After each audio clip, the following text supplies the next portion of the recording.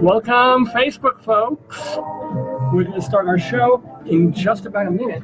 Our New Year's Live special. Stop the iTunes on that. And pop this in here. And, I think we need to hear some Egg Pagoda before. Well, a little bit of Egg Pagoda.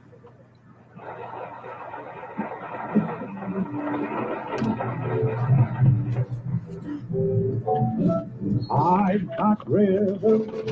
I've got you. Gotta hear Egg Pagoda. I've got my gal who could ask for anything more. I've got daisies in green pastures. I've got my gal who could ask for anything more. Old man trouble, I don't mind it. You won't find it. I'm not gone. I got starlight.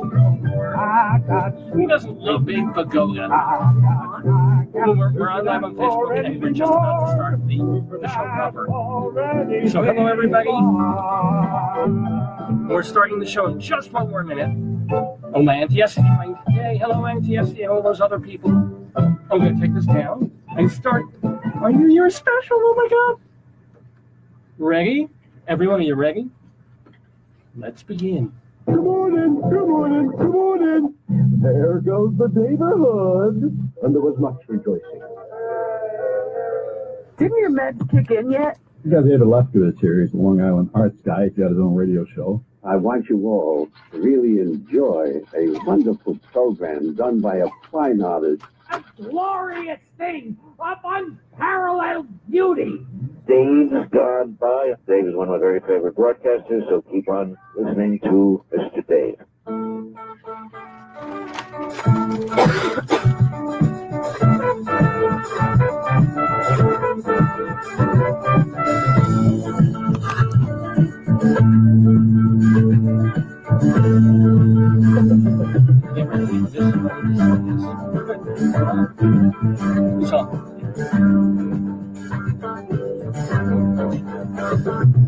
Tropical hot dog night. Like two flamingos in a fruit fight. Every couple of days. Whirling around at night. Hey, ready?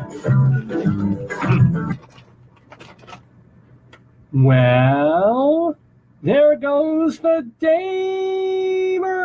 Good evening, everybody. Good live Sunday evening. And a tat-tong tiddly-too to all of you as we celebrate the new year with all our friends on Facebook. We've got Sam joining us. Sam, our former general manager. Sam, we'd like to talk to you. We did some cool stuff at the radio station this weekend. And Albert, thank you for tuning in. There'll be no Bob Dylan.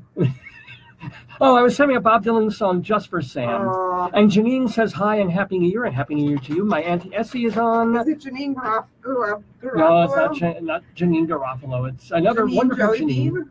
I don't know. I'm not sure who that is, but she's a Facebook friend. Happy New Year, Janine. Yeah. And to the other folks who, I think Raymond Jaramillo, he was scrolling through, a couple of other people. I can't go back and see the previous ones, but Sam is saying Happy New Year, and Happy New Year to Lana, who just joined us on Facebook, and to all the folks who are listening at uncradio.org, the radio station of the University of Northern Colorado, here in Greeley, Colorado, where it's frigid and freezing, but apparently not as bad as it is back in New York. And hello, Bondi. Thank you for joining us, Bondi. Too. Is that like James Bondi? Oh, it's more like Bondi and Deborah Harry. And, Bondi. Yeah. Oh, we have a phone call, so I'm going to need your microphone. I can't see who it is. Okay, hold on. Yeah.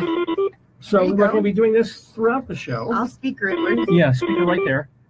UNC Radio, you are on the air. Hello? Hello? It's me. Me who? David. Hello, this is my Aunt Esther. Hello, Auntie Essie. How you doing? Happy New Year to you, by the way. I'm fine. How are you? I'm good. How are you? Happy New Year. And by the way, somewhat belated birthday. I said hi on Facebook, but happy birthday to you. How you doing? I'm doing fine. By the way, how many happy birthdays did you put down there? I tried to count it and I couldn't. I didn't. Well, do you want me to say on the air how many I'm supposed to? Ex-nay on the birthday nay, Esther nay. But it wasn't quite as many as you and your dotage need. But Oh my but I did God. put down a lot of happy birthdays, Essie. So how was your Thank year? you so much. I really appreciate it. Did you have a good 2017? Yeah, I had a good one, but, you know, there are people that didn't, but I can't complain. Yeah, well, we're Jewish, Can so you? of course we can complain, but we're Esther, choosing not Esther, to. what made it good? What was good for you? Yeah. What was good for me? Yeah. I was okay, that's what. At a certain age, when you have your health, you know, everything else, et cetera, and so David, forth. Yeah. you want me to hang up? No, not particular. Not yet. We need to kill 3 hours of airtime here, Esther. Don't hang up. Esther, didn't you prepare a song for this evening? No, I didn't. Oh, I totally forgot. Oh. Well, first of all, Esther. Besides, nobody wants to hear me sing. Yeah, that's true. I'm told to shut up all the time. Yeah, nobody wants to hear you They don't speak even either. like when I hum. Aww. How are my cousins? So how's your They're daughter? looking at me right now. Oh, so bring him to the phone. No, she's got a headache, so she doesn't want to go. Oh. She apologizes. Oh, I'm so But okay. she's listening. Good. That's why she has a headache. Okay. And how's Bobby? How's her husband? Bobby went back to work. Oh, is it He came fireman? home What's for 2 minutes, and now he went back to work. as a what? Fire or what stuff? What does he do? No. Well, It's he top works secret. 2 jobs. He works for the village. He works for the town. Okay. And he goes with the fire department. So pick your poison. Sometimes he works for the village. No. Sometimes he works for the no, town. like No. Donna Summer, he works hard for the money. He does. Yeah. So, and how are the grandkids? Oh, sorry. Yeah. The grandkids are fine. They're upstairs playing their games. Hopefully they'll come down for the ball. I'm hoping you're talking about the ball in New York. The ball for New Year's Eve. Hey, what are they doing? I haven't followed this at all. Is it a crystal thing? Is it an apple? What Yeah. are they doing this year? No, it's a crystal thing. Okay. Costs thousands and thousands of dollars. All right. Well, Esther, you should like it. It's By the way, I'm looking at you. You look good, David. Well, that's the first time anybody said that in a few years. Thank Why you, are you Essie. chopping off your head? Oh, because I'm leaning forward to make to her hear me in the talk, yeah. telephone. But yeah, I'm normally Joycey, here. I miss you, Joycey. I know, Esther. I miss you. I love you, Esther. Yeah, I like you. Yeah, I don't me too. love you, but I like you. This is my Aunt Esther, by the way, folks. If you're, You better love your of course, aunt. I love her. Oh my gosh! So, what do you hope for in the new year, Auntie Essie? Oh, what do I hope for? Yeah, Good health. lullaby. Good health. Yeah. Staying alive. Oh, Staying God, alive. Staying- Esther, oh my God. Staying alive, indeed. Okay, good. Do you have any trips planned? You going anywhere? Any vacations? Any special travel things? Well, we went last year to Vermont, Oh, Nice. which was, exotic.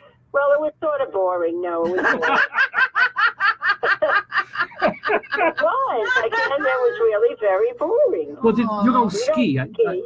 Yeah, Huh? you don't ski. I take it. Vermont in the summer. And okay, so what was at least the good thing, the most fun thing in the boring trip to Vermont that you had? Did you have maple Oh, syrup? I'll Maple tell you syrup? what it was. What? It was going to Ben and Jerry's and having a very good ice cream. Yeah.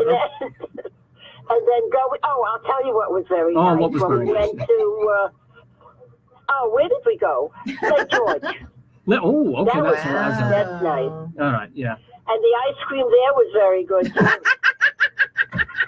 Some people go to Switzerland, Esther, you know. you can go to this place called the supermarket. They have ice cream there 24/7. Oh, Do that too, Joycey. well. So, what else? I say, what? Do you have any resolutions, Esther? Oh, yeah. Besides, like, did you make any? I don't make them. No, I don't make them because I always, quit them. So what's the sense of making them? Whatever happens, happens. That's True. all. Well, you If I sound. go ahead and say, Hmm? what? I'm saying you sound really good. You sound You healthy sound, and happy, yeah, you and sound like yourself, very peppy, very happy. Thank goodness, yeah. What am I going to be? I got 2 great-grandchildren. I got a daughter and a son-in-law that are great. And a sister and brother-in-law. Yeah, that's true. Yeah. What? No. Great-grandchildren. It sounds like I have great-grandchildren. That's what you said. Oh, not yet. No. You never, hopefully, maybe. I have excellent grandchildren. Good. And Alex is standing right here. Alex, you want to say hello? Yeah, tell him get on the phone. He just said hi. Oh. Well, he can say a little more than hi. Maybe they're shy of You want to say a little more? You want to say hello? Huh? Yeah, hi. Yeah. Hi, well, yeah, that's good. See, he sounds so manly. More manly than I do. How are you doing in school, Alex? He's doing very nicely in school. So well that he can't even answer his own question there. Come on, put him on the phone. No, people are shy, you know. He doesn't want to go on the phone. He's busy with his cell phone. Oh, excuse me. Oh, his cousin's on the radio, but it's no, his cell phone is so much more important. Of course. The story of my life. Anywho. Well, I'm glad everybody's happy and healthy. Yeah. When are you going to come in to see us? It's a long story, Esther. I'm trying to get to Washington in June. That's my goal. DC, yeah. DC, so maybe sometime around that time. Oh, yeah? I'm trying, yeah. We'll see. It doesn't mean she'll come to see you, but she's going to What? Doesn't, I'm not going to do the joke over. It's just, you missed it the first time, it's gone. That's it. You know what the problem is? I'm watching your face on my iPad. That's a problem. There might be a delay going along with the face. Esther, you got to be careful. Many people have gotten to accidents by watching David. He's mesmerizing. Aren't I? Do your hypnotizing hands. Do your hypnotizing. Hypnotize Esther. Hypnotize Esther. David. Yes. Potato heads were. Oh, yeah, there he is. 4,000 potato heads was Watch really potato. You are getting very stupid. Very stupid. Use this one. It's easier. Do you see me? His eyes. Do you see me? No, it's not. It doesn't go both ways, Esther. So put your bra back on. I can't see you here. Oh, Esther, we see you in the cosmic way, but not physically. Yeah. Look, don't get smart. You want to make fun of me? Make fun of me. My daughter's making fun of me right now. My grandson's making fun of me right now. Good. No, I haven't gotten smart in 53 years. I'm not going to get smart now. David, if you put this whole thing on Facebook, I will personally kill you. My aunt, ladies and gentlemen. It's Esther. It's good to see that family love of killing. You know. Oh yeah. Well, love you, Esther. Love the family. Love to everyone. Happy have a good New Year. Shana Tova to all of you. Esther, what time is it? Now I made a fool of myself long enough. What time is it by you, Esther? Is it 11? 11, quarter after 11. Almost. Yeah, it's after 11 wow. now. Yeah. It's almost 11:15. Whoa. Past your bedtime. Have a very happy New Year. You too. And hopefully I'll see you or talk to you next year, okay? Yes, God willing. Okay. Okay. Thank you, Auntie S. Thanks for calling in. Love you, Esther. Love you guys. Love you too. Bye-bye. Bye-bye. My Auntie Essie, ladies and gentlemen, our first really special guest in the neighborhood. Give her the clapping. Yay. Give her the clap. Clapping. Look, my thing broke. I beg your pardon? Oh, there we go. And by the way, welcome to Al, my friend Al Nazario, who directed was in a play of mine many years ago. You can call me Betty. And we can call him Al. We can call him and Al. Avi, who was in Too Jewish. And John, welcome, John. And welcome to someone whose name I cannot pronounce. Let me see. His whole name, his first name is C.H. C.H.? Yeah, Che. Che. Well, hello, Che. Che, it's okay. Che. Oh, no, unless he's Jewish, then it'd be Che. It's Che. Hello, Che. Thanks for joining us. Che. Thanks. And Lauren. Hey, Babushka's with us. Whoa. So, yay, welcome, Lauren, to the neighborhood. And by the way, everyone who is writing in and typing on Facebook, do feel free to give us a call. This is an open show. We don't always do you this. Have the phone number there? On the regular days gone by. Our number is 970-351-1256. Area code 351. Area code 970-351-1256. We'd love to hear from you. Love to take your phone calls. That's what this is. This is the the best freaking New World Party. This is the horror that is my life. Other people, they're getting laid. They're out there. They're skiing in San Moritz. I'm here. I've got pretzels. I've got a seltzer. Generic. You got generic seltzer because we can't have alcohol in a radio station. Kroger brand. Yeah. It's not even special like seltzer. This is Kroger brand store seltzer. Erwin, welcome, by the way, and welcome to Mikal. Erwin. Thank you so much for joining us. No, it's not Mikhail. It's a different Mikal. I don't know who that is, but welcome to all of you. David, Dr. David, an old friend from high school, has joined us. But I'm not hearing the phone ring. 970-351-1256 is the phone number here at the station. Don't be shy. Maybe if you wore a bow tie, that would have. I should have. I'm wearing a suit. A bow tie would have brought it up a notch. Like I've been reading this biography of David Letterman that Jason Zinneman wrote. It's really, really good. But you know how I sort of subsume things at times? So I'm in that Letterman vibe of being a little bit snarky, a little bit nasty, and the suit makes me feel different. Really? Than I am when I feel more formal and yet more performative when I'm in this. Because you're wearing a costume. Yeah. You're fancy. I know, right? By the way, welcome and thank you, Erwin. Hi there to you too. So lots of folks who have joined in, and the comments, unfortunately, I can only read them if I see them immediately. So there's other people who commented and they kind of scrolled up. See how to do that, okay? Yeah, I'm gonna look at or see if you can see them on your phone. But to all the folks who are sending comments and Happy New Year wishes, thank you so much. It's great to hear from you. Great for you to be with us. Let me tell you what's going to be on this radio program, besides these phone calls that are not coming in at the moment, but we are expecting a couple of official call-ins during the show. We'll also have our great friend Rabbi Saul Solomon offering his rabbinical reflection, his mini sermon on the year gone by of 2017. Oh, and welcome Karen from the library where I used to work. So welcome Karen, and hello, and hi everybody back at Hewlett Library, my old stomping and working and shelving ground. And what else? And so Rabbi Saul will be here to talk and do you have to turn a on poem. Notifications. Turn on notifications? Well, I don't want to really mess with this in terms of what I have to do here to see the comments as they scroll. It says to do that. I'll try when we're playing music. I'll see what I can do here. But also, we got music to play. We've got a couple of Saturday segues. We're going to bid farewell to some of the artists that we've lost in the past year. We'll do an In the News Saturday segue. We will have, what else? We'll go inside Broadway for the big top Broadway news stories of 2017. And I feel like Gene Siskel when I do this, don't I? I sort of look like Siskel. You look like Iggy Azalea. I don't look like Iggy Azalea.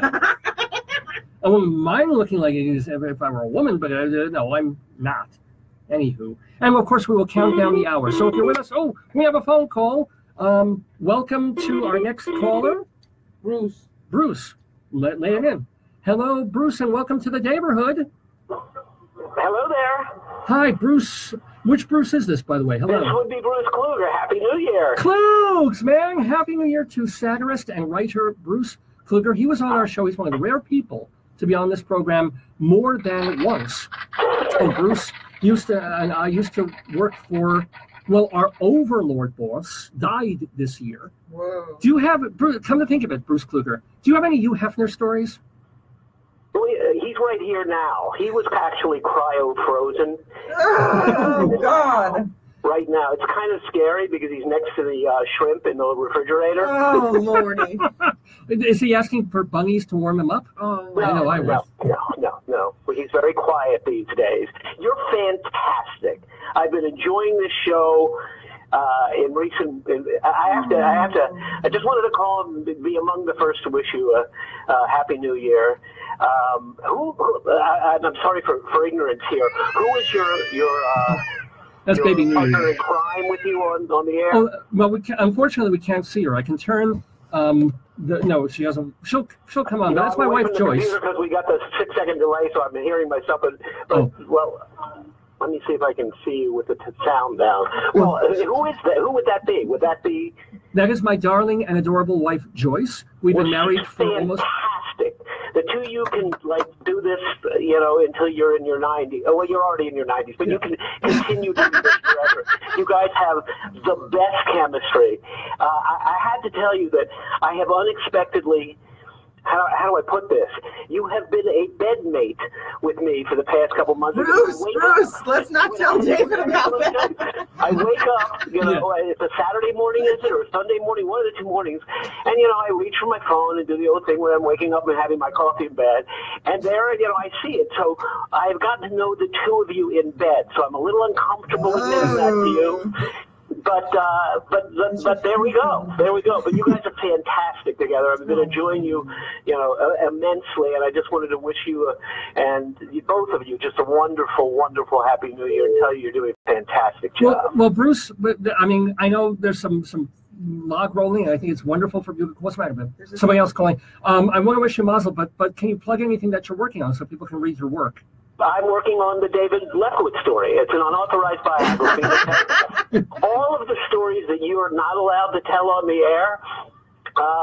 No, I'm actually working on, you know, some of my own writing, and I'm working with my good friend Marlo Thomas on another book that she's been planning. But you will know, and I was actually hoping we'll talk about this at a later time. Sure. Now, my brother Steve's. I've got three brothers, as you know, and my oldest brother Steve's most popular novel is being made into a Broadway musical, and it's just all clicking together now. And I know that's your former and ongoing beat, and it's just starting to happen now, and so it's been very, very exciting to see that fantasy come true. So I'll be filling you in on that as we move forward. I'm also, you know, just going to throw this out there, since you're such good pals with Marlo Thomas, you know, we'd love to have her on the show. So if she's ever free. Yeah, David donates all the time to St. Jude's. Do you, or is that just your party line there? No, I don't give anything to any possible charity. I live in Greeley, Colorado, and I'm a theater critic, and I teach an adjunct class. David crowdsources, you know, he's a crowdsourcer. I got no money here. I got nothing. Marlo could, you know, she could support me for 5 years on what she makes in a day. Bruce, the jacket he's wearing has to go back by midnight, or else he has to pay for an extra day. I was actually going to post a message on your page that said, "Damn, you clean up nice."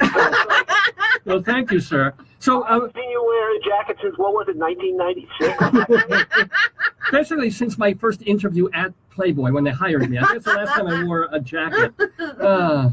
But you sound fantastic. How are your wife and kids? And then I'll let you go. But how are you? Wife and kids are great. My oldest daughter is engaged at 22, so she will be getting married in July. And she's doing quite well. She's in Texas now, and with her fiance, and they might be moving back because he's going to graduate school, and he's got an invite from Harvard, Yale, and Johns Hopkins, among others, which will be hilarious because if he goes to Johns Hopkins, that means they'll relocate to Baltimore, which is where I grew up, as you might recall. Well, if he gets into Harvard or Yale, I hate him because they rejected me. So he'll be an instant enemy. David? What's right? Where did you go to school? Oh, I'm an NYU kid. Oh, you are? Yeah. So you were born here? Oh, I'm a New Yorker. Yeah. No, I mean, did you grow up in the city? I was born in Brooklyn and raised on Long Island. Yeah. I gotta recommend to you. A Facebook page. It's a fantastic Facebook page called "Growing Up on the Upper West Side." And you look for that page. It's been a total delight because if you join it, you get these alerts every day, and there's fantastic photographs of of the Upper West Side during this. Back to the 1890s when the Dakota was just standing there in the prairie alone. But this wonderful Facebook page. But I didn't know you were a New York boy. Oh my gosh! Brooklyn, huh? Yeah, I mean literally all my life until we moved to Colorado. You couldn't tell from my accent and my attitude that I was. I kind of knew that part, and I did kind of find it weird that that you moved to Colorado. Has that been tough for you? Not that Colorado's bad. Love Colorado. Fit your temperament. I miss Broadway. That's about all, and I miss my family. But that's the only thing I really miss about New York. And I visit 2 or 3 times a year. So honestly, otherwise, everything I do, I get up, I wipe my tuchus, I brush my teeth, I go on the computer. 20 hours later, I go back to sleep. That's my life. Pictures I try not to keep in my head. No, but otherwise, New York is no.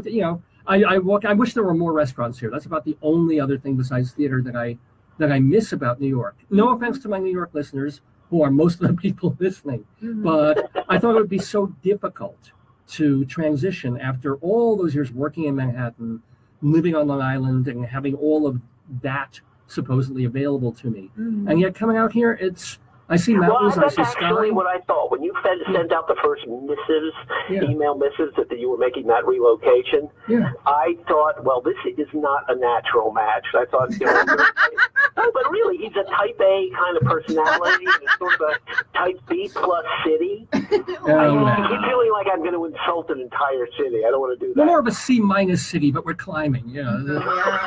With great inflation, we're an A minus. Yeah, no, it's and by the way, hold on now. You just said that you thought I wasn't from New York. So where did you think? Did you think I was from like an A minus place? I think you're from Mars. You're from Mars. Yeah, where did you think I was from? You sense New York, but New Yorkers could always be from something like Jersey or Philadelphia. But although you don't have a Philadelphia voice.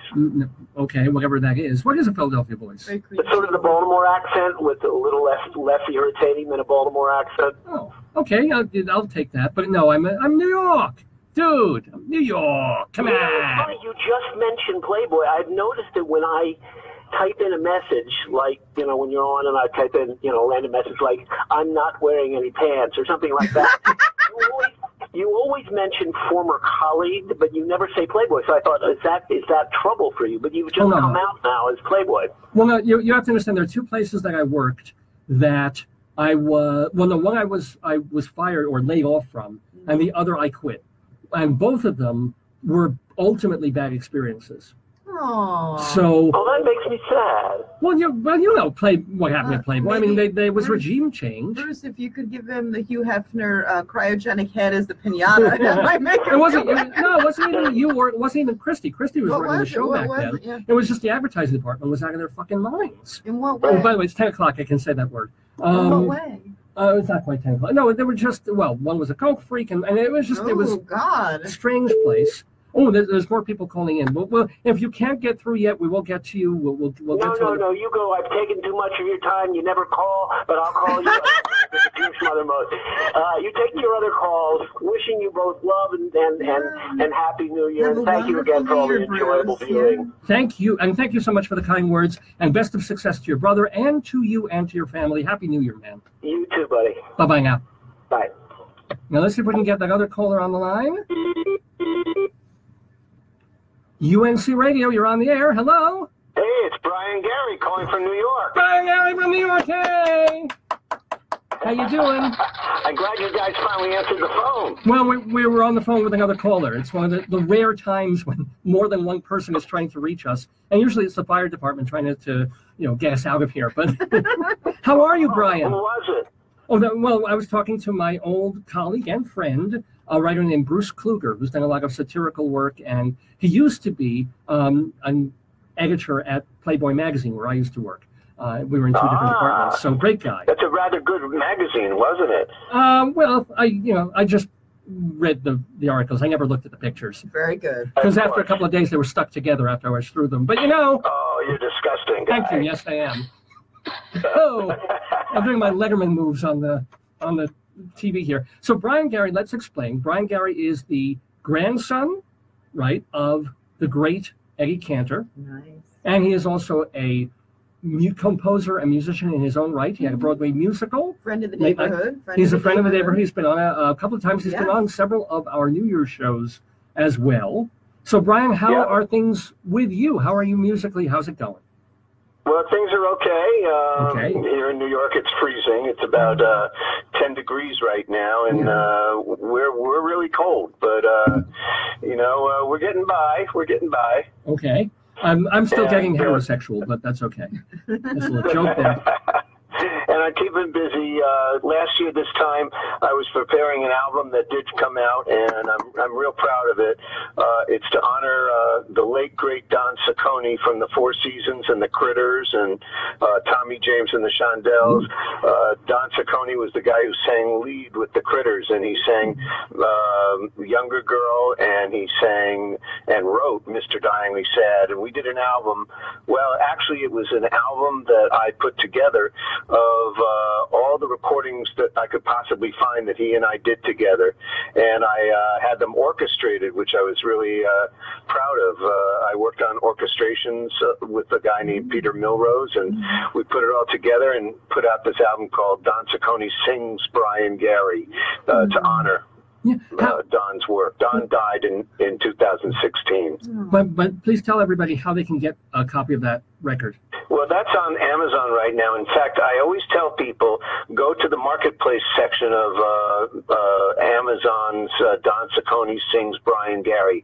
Just look that up. Don Ciccone, it's Ciccone, Sings Brian Gari. Is he if you go to the marketplace sellers, it's only $14.99. So it's a lot cheaper than if you just buy it arbitrarily on Amazon. Go to the marketplace section of that title, Don Ciccone Sings Brian Gari, and you'll find it for only $14.99. It's a really, it fills up the entire 79 minutes, I believe, on a CD. Well, let me ask you though. You're pronouncing it in a very specific way. Is he any relation to Madonna?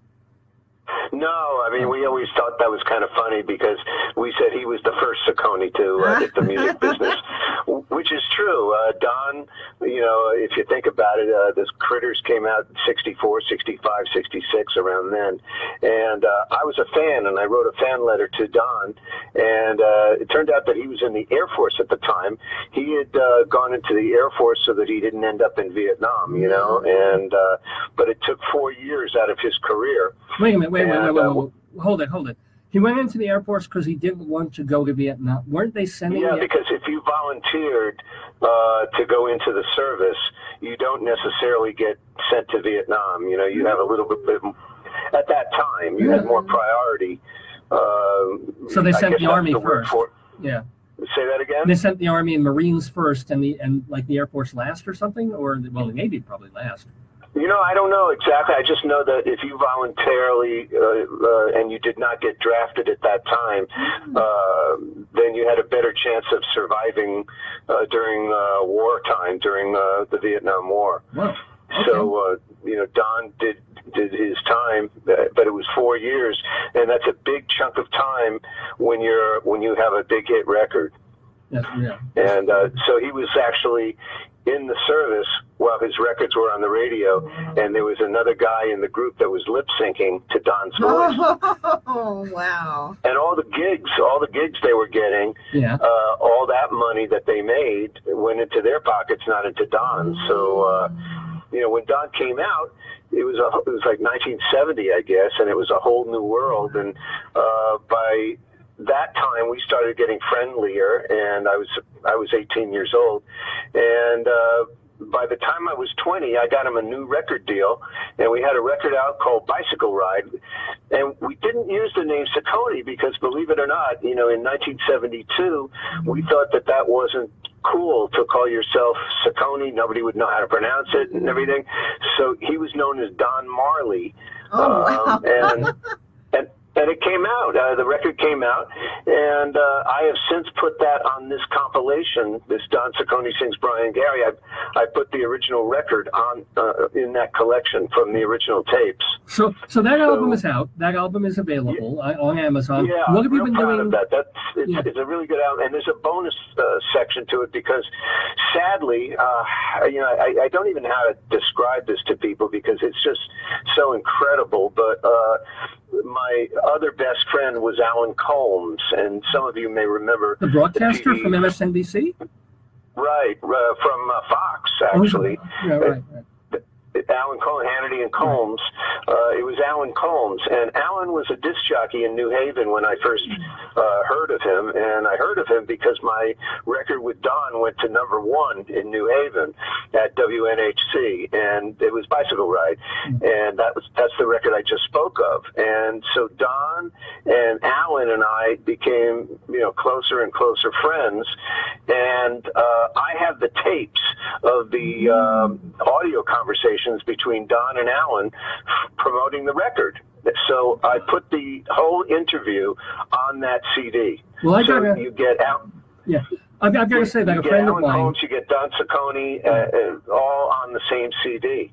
A friend of mine was interning at Fox News several years ago and said that a lot of the people there were jerks, but one person who was definitely not a jerk was Alan Combs. Well, it truly amazes me that, that he had such an incredibly wonderful reputation. It's such a wonderful, wonderful reputation for being. Just 1 second here, please remove the. Okay. Are you having a catheter installed? What are you removing there? Yeah, I'm sorry about that. My wife had her computer on at the same time, and it was driving me crazy. His reputation as a human being, especially being in the presence of all these conservative Republicans, and Alan being the lone liberal at that station, but they all loved him.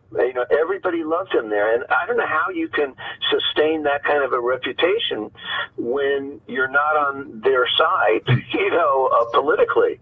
But Alan was just a great guy, and here's more irony here. Both Alan, I've been married twice, and in both marriages, I had a best man, and the best man at one was Don Ciccone, and at another one was Alan Combs. Oh man! And I lost them as my closest friends inside of 4 months of each other. Don died in October of 2016, and Alan died in February of 2017 of this year. Wow. Well, way to bring the show down. Hey, yeah. No, but you know what? The way you bring it up is the fact that the music that's on this album is so catchy and so inspiring. I am so proud of this work. I did most of this work between the ages of 16 and 20 years old. And I'm just really, really proud to be able to present this to people and to memorialize two incredibly wonderful people, both Alan and Don. Well, cool. I mean, I think that's great, and that people can share in this. But I also want to know, okay, the album's out. What are you working on now, Brian Gari? Well, I'll be doing my annual birthday show in February 18th, over at Don't Tell Mama here in New York. I've always done a show on my birthday, and this is no exception. I'll be doing the songs from the Don Ciccone album at that birthday show. So I'll have to be working on that over the next month, rehearsing those songs, because, having written those songs between the ages of 16 and 20, I'll be turning 66 in February. Kind of hard to sing the songs in the exact same register, when you were 16 years old. But I'm going to try and get through that show, and hopefully we'll get back to a book that I've been writing, but it's been a while since I approached doing it. I got 19 chapters done, and I stopped because I've been taking care of my mom, who's just turned 90, and there's been a lot of responsibilities at home. I gotcha. Okay, well, let's turn, before I let you go, Brian Gari. I do want to talk about, because one thing that Brian and I have in common. I mean, we've both written songs, right, and we're both theater people and stuff like that. But Brian and I also have appeared on the Joe Franklin television show. I was on there once. How many times were you on Joe Franklin? It's almost countless. Joe gave me the opportunity to do that show, to promote anything that I was doing. And, I never took advantage of that. when I asked to be on the show, first of all, he made me work at asking. I don't know if you did the same thing, but yeah, call me at, hey, boss, call me at 4 p.m. on Thursday, my friend. Call me Monday at 2. Call me Tuesday at 5. He would do this for weeks. My friend. He used to do this all the time. It drove me crazy. But, if I really had a special time that I had to promote, he did eventually get me a booking on the show. And it was, it was mainly local TV, here in New York. But then when WOR became WWOR and it became a superstation, it was seen around the country, around the world, I believe. The funny part is that Joe would, I could say this now, but Joe would say things like, you're going to sell thousands of copies, thousands. I don't believe anyone went to the store at all the next day. I don't think one person, I don't think I made one sale. I'd go into Tower Records, I say, hey, I just did the Joe Franklin show yesterday. They went, yeah. And I said, well, how are the sales? They say, we're sending back your album. Nothing would sell. I would never get any sales off of doing his show. But I had the experience of doing television, and that was important. And I must say, and maybe you guys remember, the director's name is Bob Diamond, and he remains a very close friend of mine. He lives about a block away. And his direction of the Joe Franklin show was brilliant because he was creative. I would bring in some, photographs and things that could be used during the performance of my song. He would utilize those. He also knew when to get off of Joe because Joe would be shuffling papers and reading something else while you were talking and paying absolutely no attention, as you probably remember. Absolutely no attention to what you're saying, but he'll ask the other guest, hey, what do you think of Dave? What do you think of Dave, my friend? What do you think of what Dave just said? And, you have to be paying attention because he wasn't. that was Joe's stick, So that's, I knew him for most of my adult life. Wow. He admired my grandfather so much. It was really his grandfather, Eddie Cantor, of course. Yeah, and Eddie Cantor. And I don't want to be. I would be remiss if I didn't mention somebody else who was born on this day in 1923, and he has since passed away. But a guy named Arthur Siegel, who wrote such wonderful songs. He wrote for Leonard Sillman's New Faces of 1952, and in that show was Ronnie Graham and Carol Lawrence and Paul Lind and my uncle Robert Clary.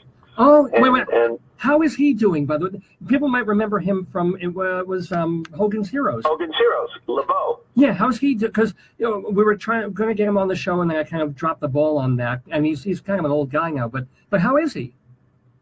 He's an old guy, but he's, and he'll tell you that, but he's, before I forget, by the way, Arthur Siegel wrote Love is a Simple Thing, which is a really incredible song, and it's a standard.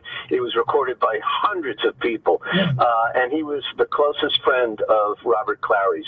Robert is 91 years old, and he's doing great. Good. And he still drives around L.A., and last time we were there, we spent some time with we stay at Robert's house, and then we visited Carl Reiner, and it was a wonderful time. And we're going out again to see him in March. Well, do me a favor, just remind. March 1st, he'll turn 92. Well, do me a favor. If I forget, or just give me his contact info, because I would truly love to get Robert Clary on the radio program.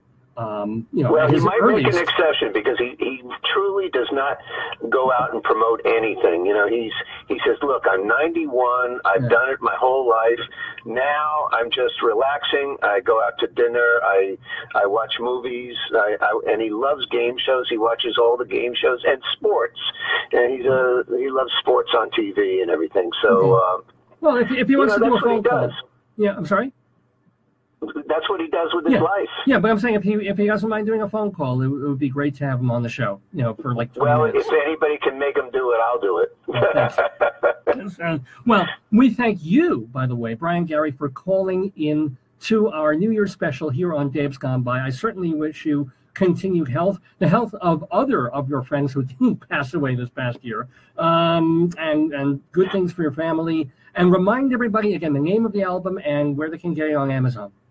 Absolutely, and I hope they do get it. I'm sure that they know Don Ciccone's voice and everything from the Four Seasons. I mean, once again, Don, when he was with the Four Seasons, he was the high voice that did "Who Loves You, Pretty Lady." He did that part, and he did on December '63. He did "Rolling Ball of Thunder, Taking My Body Under." That whole section there. That's all Don Ciccone. So. What I would remind people would be is you go on Amazon, go to Don Ciccone Sings Brian Gari, and go to the little, who else sells it, and just look for the $14.99 price, because that's the one to get. It's such a Jewish thing to say. It's like, you're flipping through albums. You know what it is? I got to tell you why. What? There's a pricing on there that's absolutely insane. I don't know why they do it, but they've got it for like $23 or something like that. I don't want anybody paying that much for a CD that should only cost $14.99.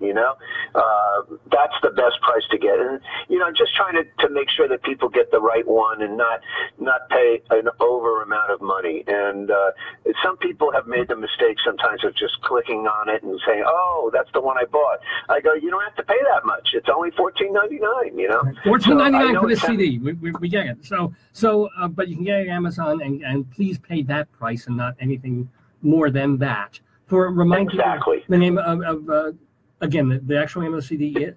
It's called Don Ciccone Sings Brian Gari. I literally, on the computer, I just make a move like Joe Franklin used to do with my fingers. I'm like, please remind people the name of the album. We are here with Brian Gari calling into the radio program. We wish him a very happy New Year, a happy life, happy love, happy good things here from the Dave's Gone By New Year's special. Brian, it is wonderful to hear from you. Happy New Year to you. Thank you so much, and all good things. Happy New Year to you guys, too, and thanks again for having me on the show every year. You bet. Hey, may it continue for 50 more years, man. Yes, 150. I hope so. Have a good night. Happy New Year. Okay, Happy New Year, folks. Bye-bye now. Thanks. Bye-bye. Brian Gari, ladies and gentlemen, here on the Dave's Gone By radio program, our New Year's Eve special with me and the missus. Joyce is with me. How you doing, babe? What? I'm good. We're doing great. We're doing great. It's, by the way, welcome to Lorca. Lorca was on this show a couple of times. I like Garcia Lorca. Is that Garcia Lorca? Perdido. It's the director or directress Lorca, who works for an off-Broadway theater. I can tell you how to do your comments, but you don't want to see it now. Well, when I get to music, but it's so great that people are calling in. So if you want to call in, the phone lines are free, 970-351-1256. I'll make a sound for you. 970-351-1256. We would love to hear from you on the Dave's Gone By radio show. You can call in and say... Because we got music planned, but we'll happily do this instead of music because this is so much more fun. And although we can also we do have set up, because we do have a couple of actual segments for this show. Otherwise, it's going to be a very long 3 hours. Do we actually have segments, David? We do. Well, we can do the best of Greeley Crimes Old Times. I like that one. Yeah. So if the phone isn't ringing at 970-351-1256. Okay, let's do Greeley Crimes and Old Times. Here, David, I could practice.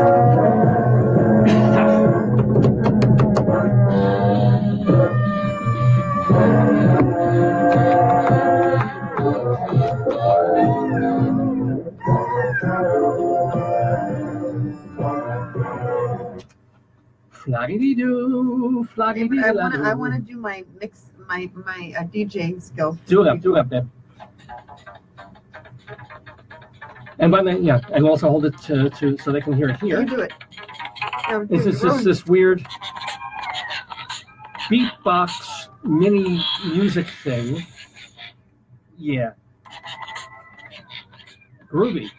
Yes. As we do Greeley Crimes and Old Times, which we do Every Saturday. We actually normally do this show. It feels weird to be working at night, though. Doesn't it? Right? I feel like it's like midnight. This isn't our normal show. It's No, our I abnormal know. It's show. abnormal. I can't go and But get I kind of like it. I'm jazzed.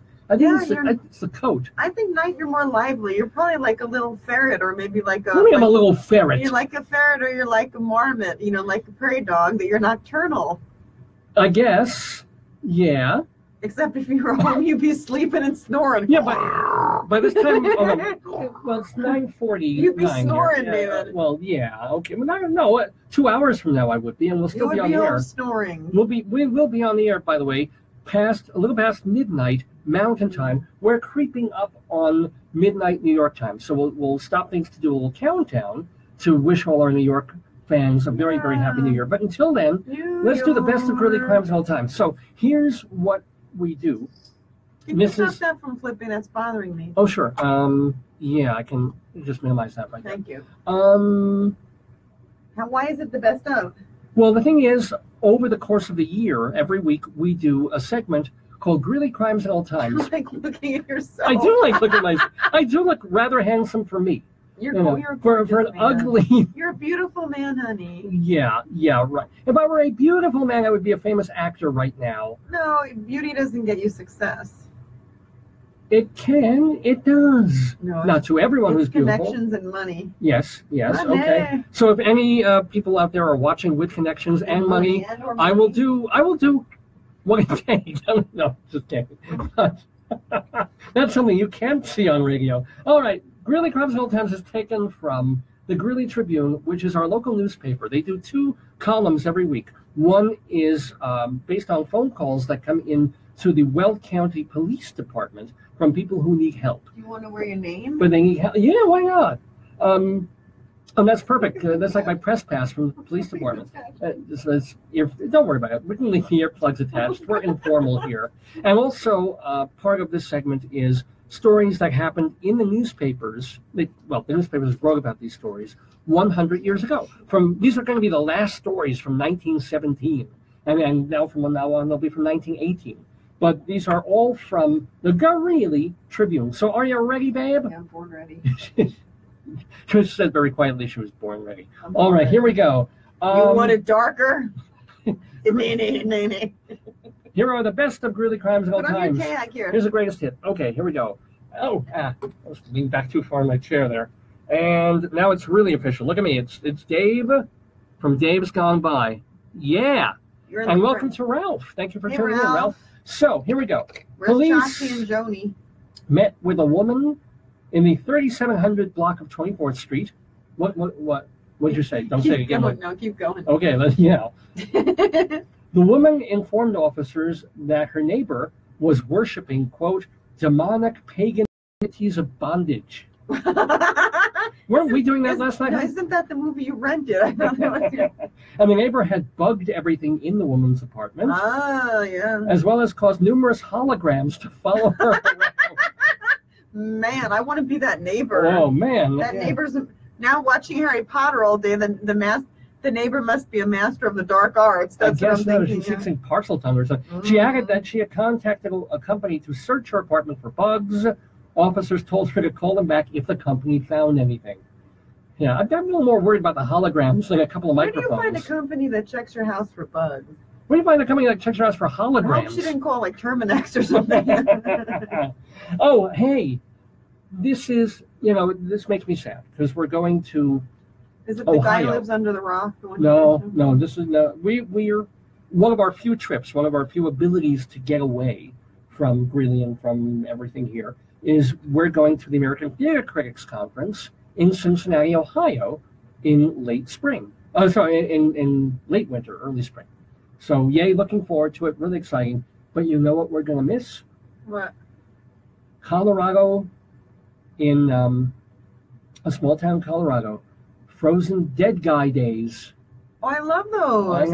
It's like Burning Man. I like that. I like frozen dead guy days. A cryogenically frozen Norwegian grandfather. That's funny. We were just talking about cryogenically frozen Hugh Hefner. Hugh Hefner, yeah. This is. Maybe they could sub him out.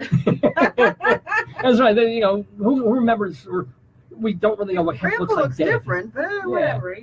So he's the inspiration for a 3-day weekend party in the small Colorado town of Nederland, which is it is literally less than 2 hours from Greeley. Let's go there. Well, the problem is this is exactly when we're going to Cincinnati. The Frozen Dead Guy Days Festival takes place in Nederland. The show's star is Brado Morstol.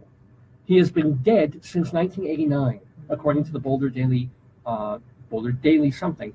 Morstol was moved to Nederland in 1993 after soaking in liquid nitrogen for many years in California. We have a hot tub place locally. I mean, I think you've done better than nitrogen. That's nasty. His wife and son had moved there to start a cryonics facility. She went into town one day to fight an eviction notice, and she happened to tell a reporter that she was housing a dead body.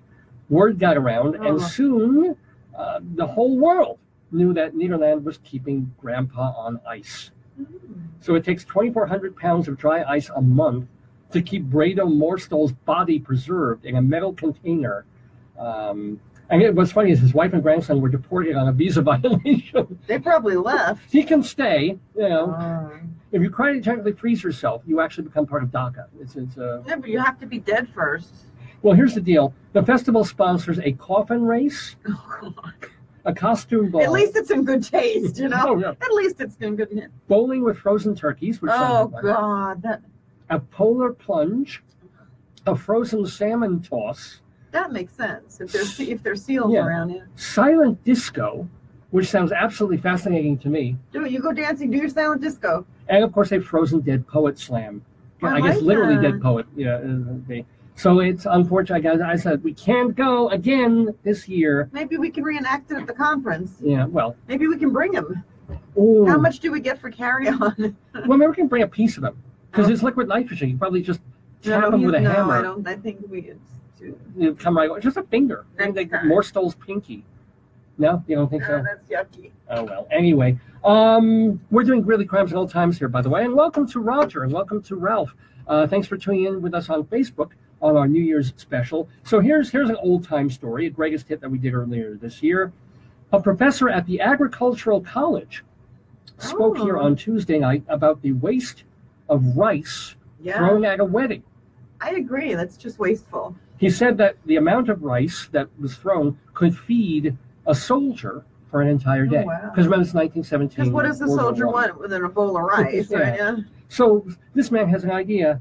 Therefore, he proposed that instead of rice, people should throw small pieces of bricks. Yeah. I guess if you don't like the bride, I mean, what could go wrong? Why don't you just throw confetti? I don't know. What about flowers? Yeah, power petals. Man. Or another idea of this man is the bridesmaids catching a bouquet of steak knives. My God, it's like stoning someone. Why would you do that? I don't know. I think he's the man who was bugging that lady's apartment. Now, just before New York New Year, we've got one more. I do want to play. It looks it's 9:50. Yeah, you play. Get your stuff ready. All man's nine. Let's see. Here, I can entertain the people. Well, no, we can do one more of these. I think. Let's do, because we're doing Greeley Crimes and Old Times here in the neighborhood. Here's the entire history of U.S. diplomacy, since everything was political this year, in one event. Yep. Entire history of U.S. diplomacy in one incident. Police received a call from a store in the Greeley Mall. The caller said that earlier in the week, a man and a woman came into the store to return a watch. The man said, "We come in peace." I love that. But I do have a gun in my vehicle. Praise God and pass the ammunition. Have you ever seen Pacific Overtures? That's like insane. It's like, I mean, like, what? You're exchanging a watch. Like, the worst thing if you don't have the receipt to give you store credit. Like, let's not escalate that up to, like, you know. I'm just saying. I mean, my goodness. I am just saying. That's insanity. Yeah. Oh, man. David, listen, it looks like it's 9:58, so get it is 9:58, so everything's, I'm going to do a countdown. Are you ready? And then we're going to play Old Lang Syne as we do the New York New Year. So first of all, I want to send out love and all that kind of cool stuff. Take off your tag because you're going to get you're going to hurt yourself if you're going to fling your hands and stuff like a freak. Yeah. Actually, we'll hear from my folks in the next hour, Mom and Dad. And love to your Mom and Dad. Thank you. Rosemary and Larry. Lorenzio. My Mom and Dad, Brenda and Philip. And also, we heard from Esther and that side of the family. I was hoping Bonnie would call in, but maybe she'll call in this hour. And also, love to Bonnie and my other cousins and my... Bonnie, Stephanie, Adam. Stephanie's husband, Adam. Right. Adam's wife, Adam, and then Adam's wife, Marnie. Right. Joshua and Joshua's wife. Oh, this is so horrible. Love to them. Oh, God, Joshua and... Oh, she's Italian. Oh, she's Italian. Oh, this is what happens when you don't live in New York. Yeah. Anyway, we're close. They're up. newly married. Congratulations. We need to do a countdown. So hold on. Where's our... Oh, here it is. Countdown from 10. So we're going to do New York New Year. People are watching the ball, I'm sure, on television. Dick Clark is cryogenically frozen, I assume, as well. It's the theme of tonight. Who was the guy? It's not Justin Timberlake. Who's the guy who does it on TV? Oh, Brian Seacrest? Ryan Seacrest, yeah. So he's doing his thing. Golden Brian. Time to count down for our New York New Year. Joshua and Dana. Joshua and Dana. I'm so sorry, Dana. I'm so sorry. Let's count down. Here we go. Oh, here we go. We can't hear it. 9, 8, 7, 6, 5, 4, 3, 2, 1,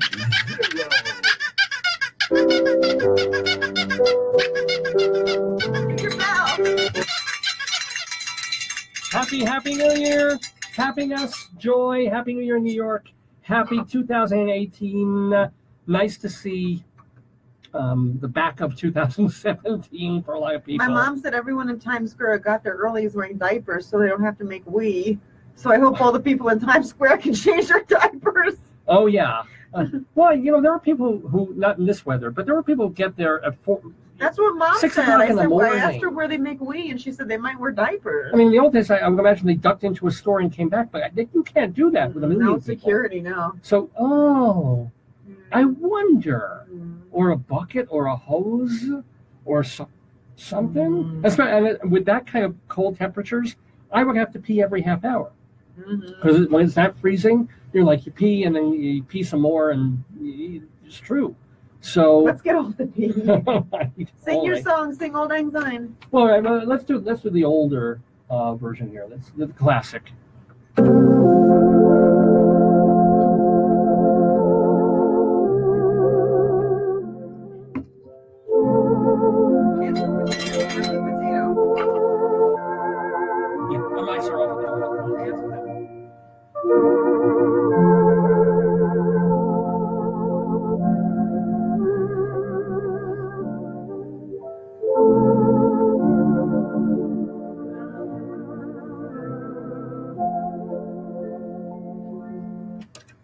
Actual Guy Lombardo music there to ring in the New York New Year. Happy New Year.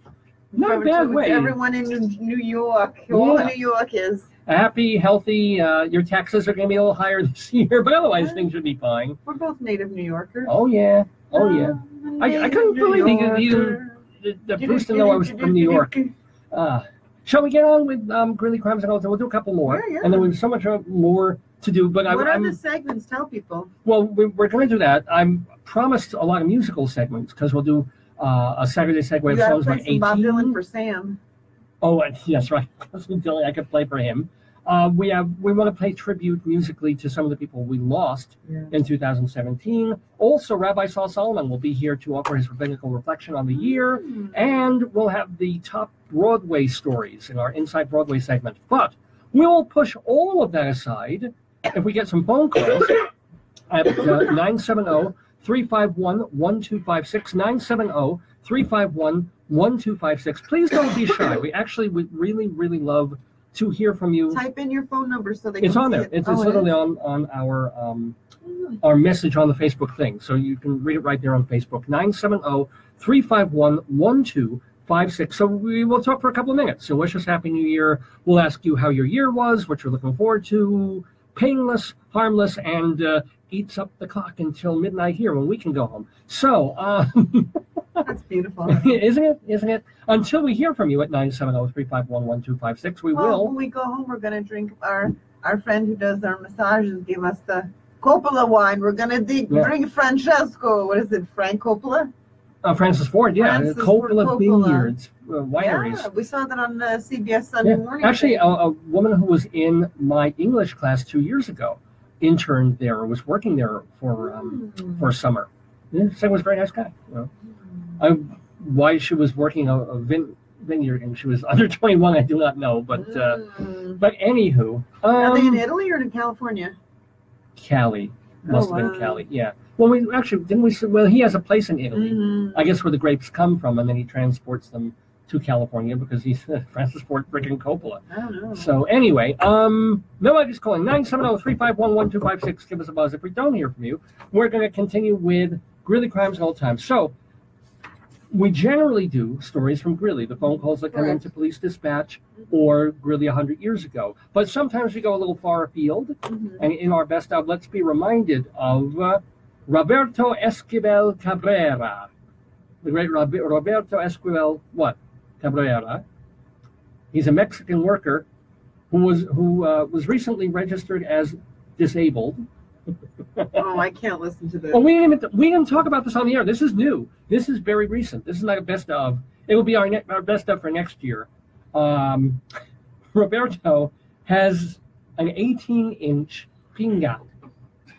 I cannot do anything. I cannot work, and I am disabled, he says. This is a quote. So I want authorities to declare me a disabled person and give me support, says Cabrera. He claims he cannot kneel down or wear a uniform comfortably. I mean, the pinga is exactly what you're thinking. He has to keep his wiener wrapped in bandages because he gets constant urine. It would be horrible if he went to celebrate Times Square, you know? Oh my God. It would freeze and break off like in liquid nitrogen, which is our thing today. But yeah, no, it would have to be in a separate spot on the line in Times Square with his own little hat. Do you have a noisemaker? See. But no, he keeps it bandaged because of constant urinary tract infections. True story. Because if you go look for this on the interwebs, you'll see his X-ray. This is his 18 inches. What's his name? Cabrera? Of Mexico. What's his name? Roberto Esquivel Cabrera. Just do Cabrera penis. Yeah, it should come up on your phone. You might need a larger phone. Does your phone have a fold out, kind of like Playgirl? That would be helpful. It's listening to you talk. And yet, by the way, you would figure he is the luckiest man in the world, except he is not, because it is so cumbersome and painful that he has difficulty with romantic or sexual relationships. However, he says he wants to get into porn. I don't think, he says, I think I would make a lot of money over there, says Esquivel Cabrera. Doctors, now here's the deal. If you were in his situation, Ben, what would you do? What would you, how would you? I would probably cry. I would figure out what genetically happened to me. Well, yeah, but how would you cope? I mean, what options would be open for you, do you think? Dancing. Doctors have said. You could be a tripod.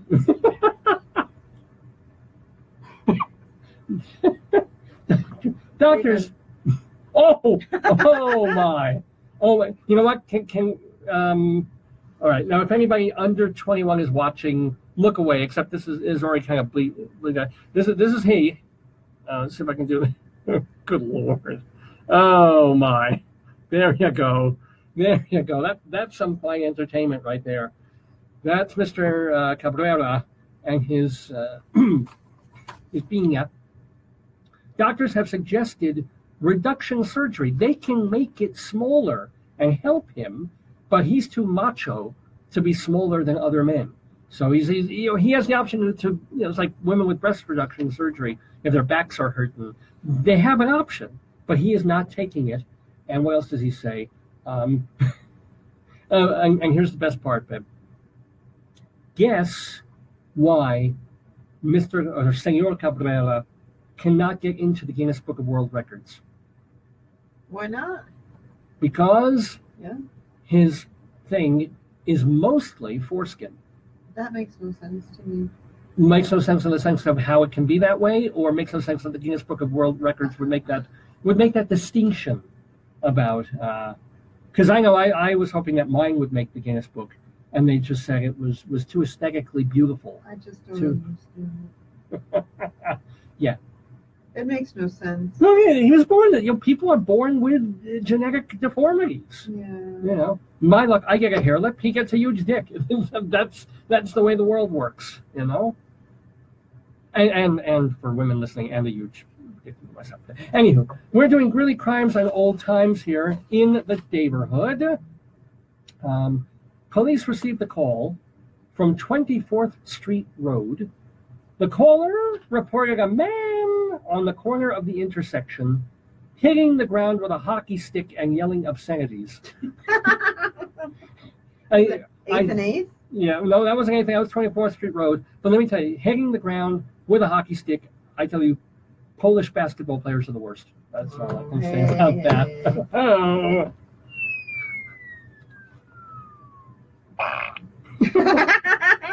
Oh, Lordy. Let's do a couple more of these, and then we'll table it and go on to something else.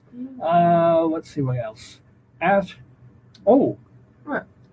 the State Teachers College in Greeley, something that we know a little bit about.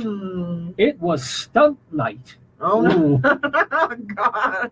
In which the students impersonated faculty members. Oh, my God. That's a cruising for a bruising. And would you want to have students impersonate you? No. Well, there was one student last semester, the first day of last semester, who came up to me and said, "You remind me of Monk." Yeah. I got bones. Well, okay. I get like the weird, strange, neurotic man. You talk really funny, and you get the smoking hot forensic scientist. Come on. Oh. I don't take flesh off bones and stuff. I'll take the flesh off that bone anyway. All right, here we go. Boom, boom. So what was I saying about this skit though? Had to do with students arriving in Greeley on a train. The final act of the night was, quote, a cross-section of a student's stomach. What the heck kind of thing is that? In which the upper class members acted as tasty foods and digestive agents. Nice. Wow. Who says you can't have, you should call back Bruce and tell him, look, we know how to party. And this is why we're known. Our students get dressed up as digestive agents. I love it. This is why our school is known as our theater department. That's right. There you go. That's high drama, melodrama. You get the alumni from all these I am the peptic acid. I am the peptic acid in your duodenum. I remember when I played stomach acid. I remember in my day we didn't have Pepto-Bismol or Imodium. We just grinned and bared it. Back in my day, I was a bowel. Oh, I was a healthy treat. We do have another greatest hit, by the way. This one. How can you top that one? Well, let's see if we can. This is Dateline Spain. Speaking of body parts, here's one of the greatest headlines of all time. Gouged bullfighter. What? You said. And we already did this one. This is a great thing. Yeah, we did this months ago, and it's a greatest hit, and we're bringing it back. Ladies and gentlemen, the headline was Gouged... Here we go. Maybe you'll have to read this one. I don't know if I can get through it. Gouged bullfighter gets his anus stitched back together. Who was impersonating his anus during the skit? Mold Magador Antonio Romero, like people's Spanish names having a bad time here, gave a big thumbs up following surgery to repair his severely damaged derriere. Doctors said the groggy 38-year-old toreador needed his entire anus and sphincter stitched back together after the animal's 11-inch horn traveled into his nether regions. Horrifying video shows Romero seemingly in control as he taunted the bull, named Caporal, which means leader in Spanish. He taunted the bull with a red cloth called a muleta. But something went wrong when he tried to get the bull to turn around. The angry beast caught him on the arm, knocked him off balance before ramming his horn into his backside.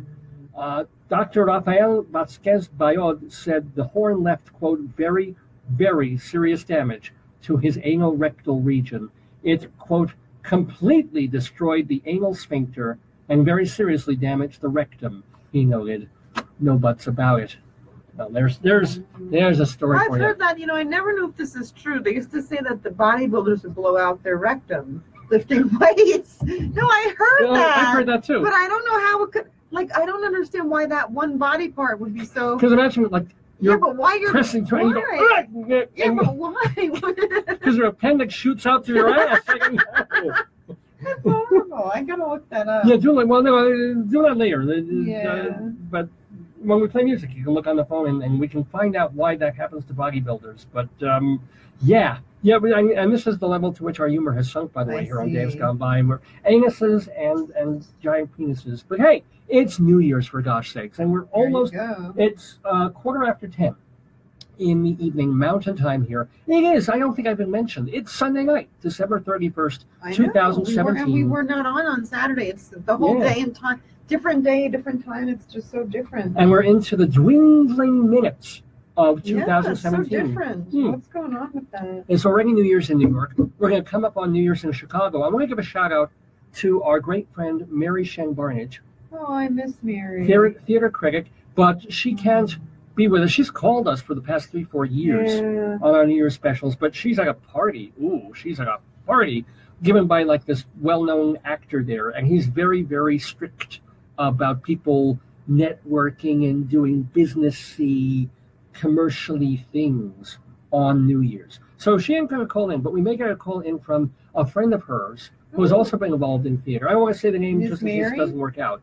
Miss Mary? No, it's a friend of our friend Mary, but certainly we're going to miss having Mary Barnage on our show, on our New Year's show today, and we wish her absolutely happiness and health and a wonderful 2018.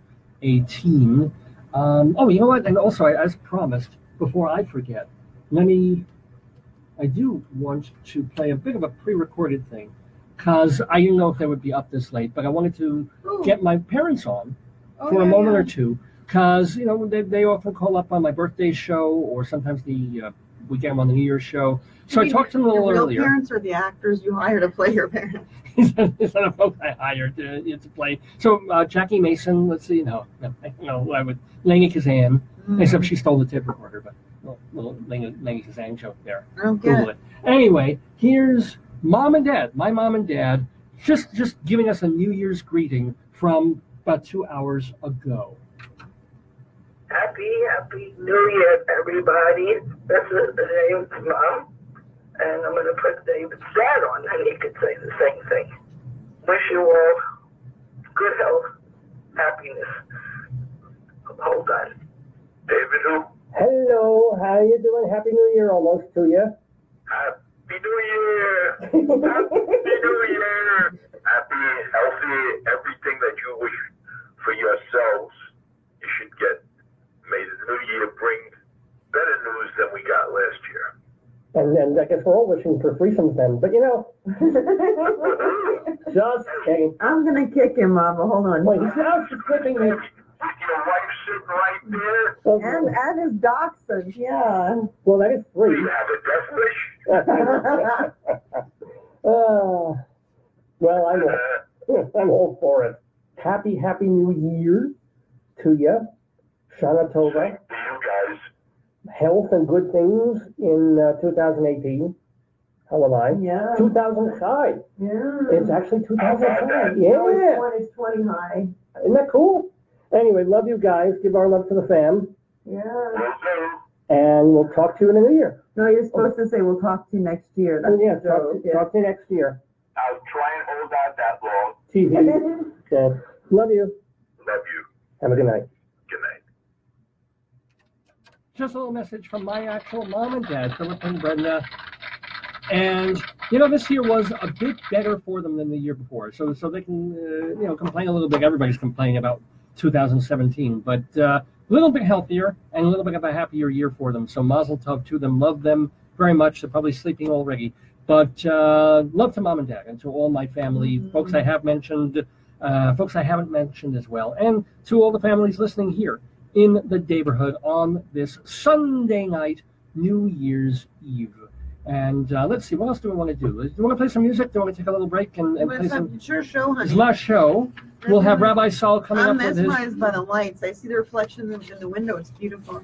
Well, let's see. You want me to take some pictures of you while you're talking? Well, while we do it, while music's playing, and so that way I can concentrate and pose. I'll pose for the cameras, as it were. So I'll leave this up to you. Do you want to do our Saturday segue of songs in the news, the year in the news, actually, welcoming 18, or saying farewell to some of the people that we lost?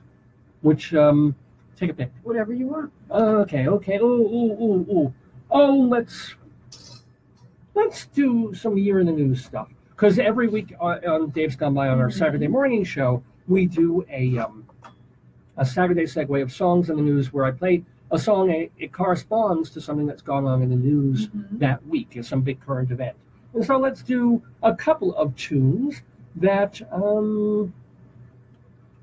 that will make us think of stuff that's happened over the past 365 days. And we'll start with some Robin Hitchcock. There's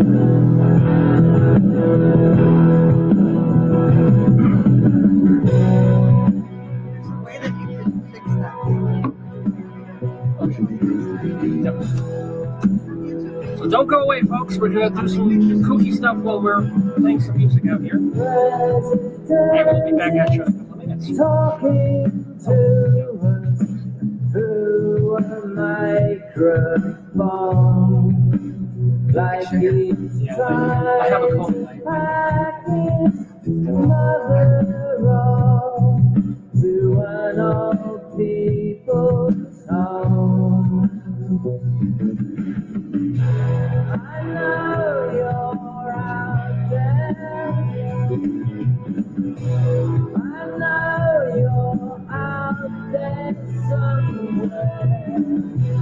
I know you're out there.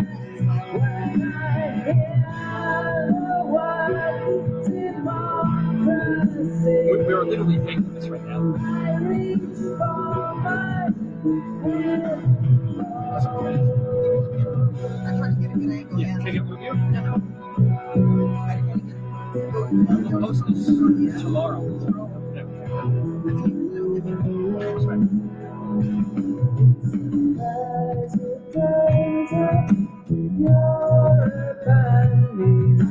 Talking to the dead, better only ones who listen or believe What else did I get? Well, no, I realize you got so many ones. You know I'm out here, but you can't see me, darling. You know I'm out here when I hear the word security. I reach for my shotgun.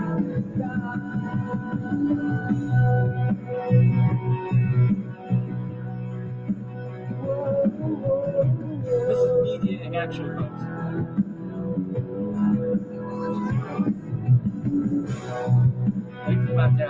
Yeah. Okay, so a bit of Robin Hitchcock there, playing a song called President. Gee, I wonder why. What would that have to do with stuff in the news? Of course, obviously, this was the year of the Trump on January 20th. Like it or not, Donald J. Trump became, what number is it? 45th and last president of the United States of America, with the most people ever watching the inauguration, so to speak. Not even going to go further than that, but we're going to play another song that has to do with something in the news. Usually we play the whole tune, but we're here only 3 hours and we have so much more to do. Now let's get to our next tune, and it's by Leona Neas.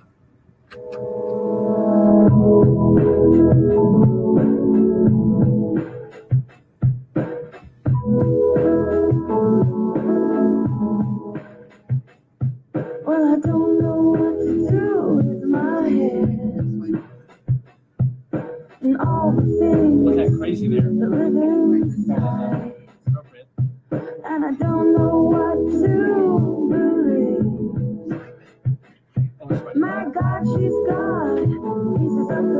sleep. Well, that's good. He's gone away, like I knew he would. He's gone away, like I knew he should. So bring back my hurricane. Tell him I'm fine again. 'Cause we landed somewhere in another plane. And I don't know if I'll ever be the same. Well, the world was round before I found you. And the oceans are changing blue. Well, I was always going somewhere, but I never believed you would be from you. He's gone away, like I knew he would. He's gone away, like I knew he should. So bring back my hurricane. Tell him I'm fine again. 'Cause we landed somewhere in another place. And I don't know if I'll ever be the same. Okay, so a song there from singer-songwriter named Leona Neyes. Not sure what happened to her. She was coming up in the ranks more than a decade ago. But cool song called Hurricane, I Tried to Rock You, But You Only Rolled, going back to 2002. Hurricane, duh. I'm making these easy for our special New Year's show. Anyway, we had Hurricane Harvey in Texas. We had Irma in Florida and Cuba. And then that one in Puerto Rico. Apparently, they still have half of Puerto Rico doesn't have lights still. They've got paper towels, thanks to the president, but they don't have light, a lot of it. I cannot believe that. It's been 2 months. My mom's friend has a house. My mom's friend has a house down there, and he said it's just a hot mess. Wow. Is it just because his house is standing? It's just... Yeah, but there's nothing else. I mean... Wow. So it was a big story. I mean, I feel bad for all of them. I feel, had Puerto Rico been the first and only hurricane, I think the response would have been better. But everybody was hurricane out by the time. All the provisions went to Texas. Well, because Texas gives everything first. Surprise. And then Miami and Cuba had it bad because they're like on an island and stuff. Yeah. So I wonder how Cuba's doing. Anyway, Hurricane by Leona Neyes. Let's do one more. Here I am, rock me like a hurricane. Rock me like a magic kiss. Rock me like a hurricane. Like that one. Well, here's another one. This tune is going to go back a little while. What's that? See if you can guess why we're playing this tune by a band called the Gollywogs.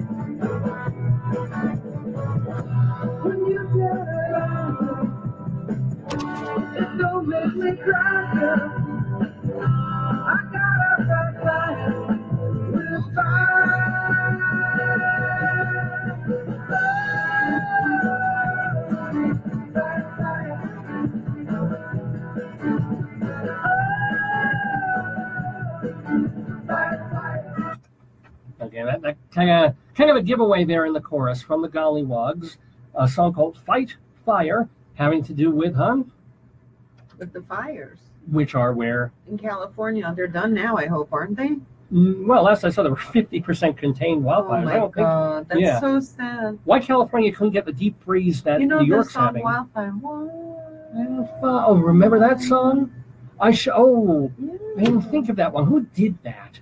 She's going wildfire. Wow. Here's a question. Here's a trivia question for you. Yeah. The Gollywogs ended up becoming Tadpoles? What band? Gollywogs? I don't know. In other words, they were the early name of a band that Beatles? became quite famous. No. Beatles? Nope. Beatles?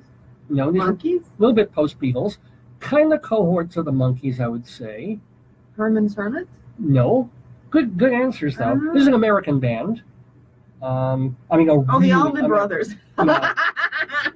No, not the Allman Brothers. They ended up becoming Cretans. Cretans Clearwater I can hear it. Now, in a very different musical vein, here's another song for one of the few truly non-political, happy, great events of 2017. Nixon? Well, great event. 2017. Here we go. Here's a number of a very different musical stripe.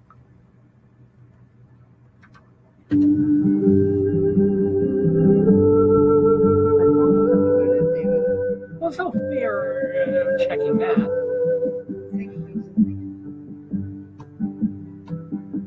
The sun is slowly fading in the western sky. Sometimes it takes forever the day to end. Sometimes it takes a lifetime. Sometimes I think I'll never see the sun again.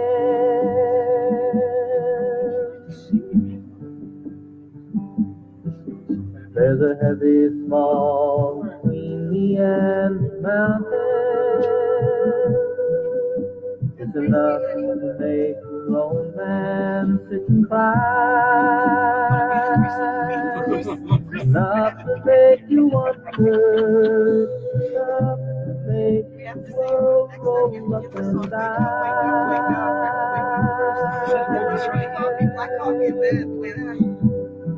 I think it's kind of interesting the way things get to be.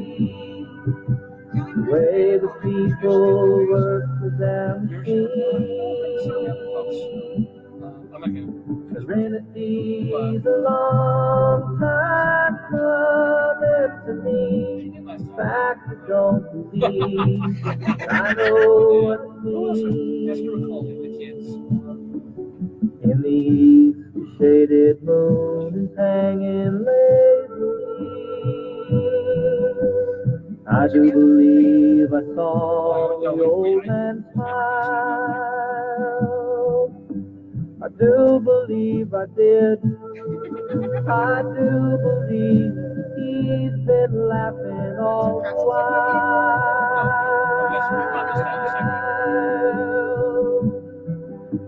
I think it's kind of interesting the way things get to be. The way the people work with their machine. Serenity's a long time coming to me. In fact, I don't believe, but I know what it means. Slowly fading in the western sky. Sun is slowly fading in the western sky, courtesy of not Bob Denver, of John Dylan. John Denver there with a song from his album Back Home Again, playing that because, well, it was one of the nicer things that happened in the whole year. We all got together, left, right, middle, everything, and looked up at the sky, although our president decided to look up the sky without special glasses, and saw a solar eclipse. There's a great picture of him doing that. That was August 21. He's so strong he doesn't need them. That's right. His retinas are tough. But it was cool. I mean, it's it was not like that fake global warming. It was nice to be part of a university on that day. I went to the library. They handed us free glasses. You missed the funnest part because the speech language pathology audiology had glasses, and the guy Don, he's a musician. He played Black Hole Sun, Total Eclipse of the Heart, and we all stood and watched it. It was wonderful. That's wake. I mean, there was a sense of community certainly here at the university, but I guess everywhere, all over the place, especially like 100 miles north of us in Greeley when people went to Wyoming to watch that solar eclipse. It was that, I think of Barry Maguire's song, The Eve of Destruction. Wasn't written by Barry Maguire. I know one of my friends actually took off and went to, where was it, Nebraska or whatever, Yeah, she drove somewhere. I forget where she told me. She took off and drove. But it's that moment when he says, you can take off for 10 days in space, and when you return, it's the same old place. But for a couple of hours. It was wonderful. Yeah, and I was in our garden. I went into our backyard. I mean, our communal townhouse backyard. And I was just walking around and waiting for it to go dark, which I never really did. But the light did change. The light got weird. It was weird, like 5 in the evening, 4:37 a.m. kind of strange light. And basically what I got for my troubles was went out there without thinking and got 4 zillion bug bites on my legs. You should have come with us. It was so much fun. No, it was fun. It was tremendous fun. I mean, it was a really great thing. So that was John Denver's song Eclipse from Back Home Again from 1974. John Denver was a beautiful man. Very, very sweet man. He was a sweet man. He was an alcoholic. He had marital problems. He crashed his plane. Everybody's got stuff. He came off as a sweet, great guy, God's friend in Oh God. Everybody's got, As a matter of fact, since you bring that up about people who seem really great, but may not be all the time, here's one more song in our Saturday segue.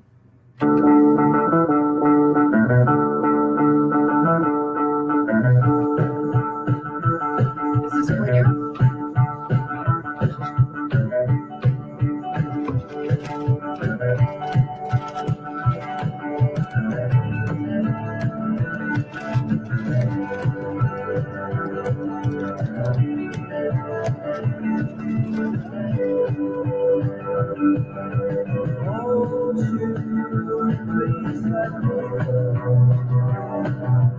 Words lie inside and make me so.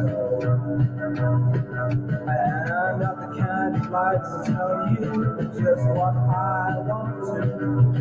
I'm not the kind that needs to tell you just what you want me to.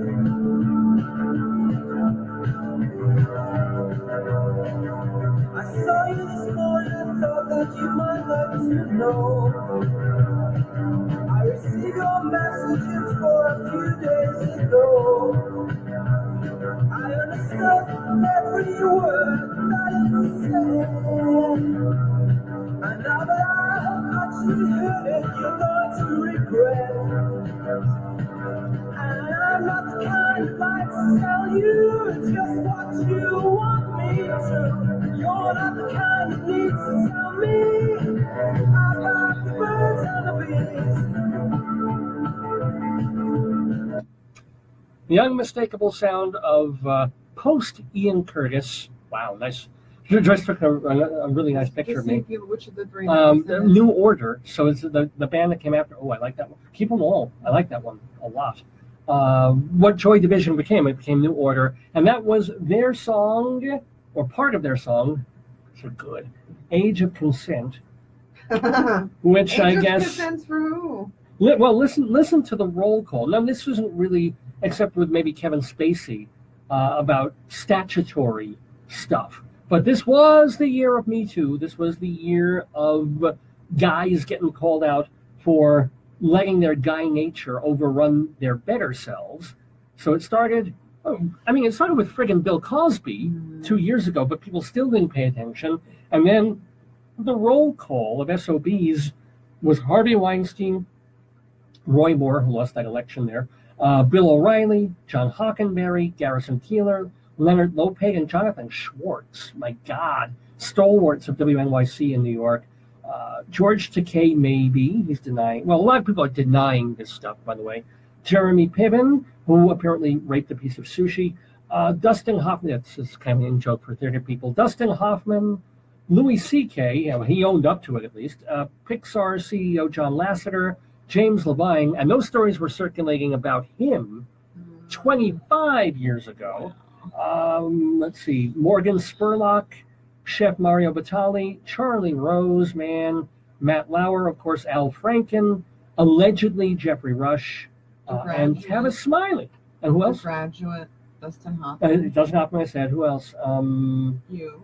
No, not me. I'm sending you the handsome ones, honey. Gabby touches me when we're off the air. Quiet potato. We'll just leave that right there. Anyway, that's the roll call. We played Age of Consent from the band New Order here on Dave's Gone By, where we're doing the New Year's special. Happy New Year to everybody. We'll be coming up on Chicago Central Time, New Year, in about 20 minutes. So let's take a look at the year gone by on Dave's Gone By in a more Jewish-y versified way from our greatest friend of the neighborhood, Rabbi Saul Solomon. He's the founder and spiritual leader of Temple Sons of Bitches in Great Neck, New York. And Rabbi Saul does these things called Rabbinical Reflections, where he does many sermons. He talks about life in general, Jewish life and cultural life, and he does these year-end wrap-ups of all the stuff that's gone on in the year gone by. So without further ado or ado, please welcome back to the neighborhood the one, the only, the Jewish Rabbi Saul Solomon.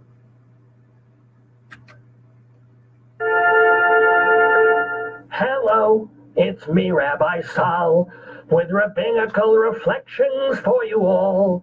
I come from Temple Sons of Bitches here in Great Neck, New York.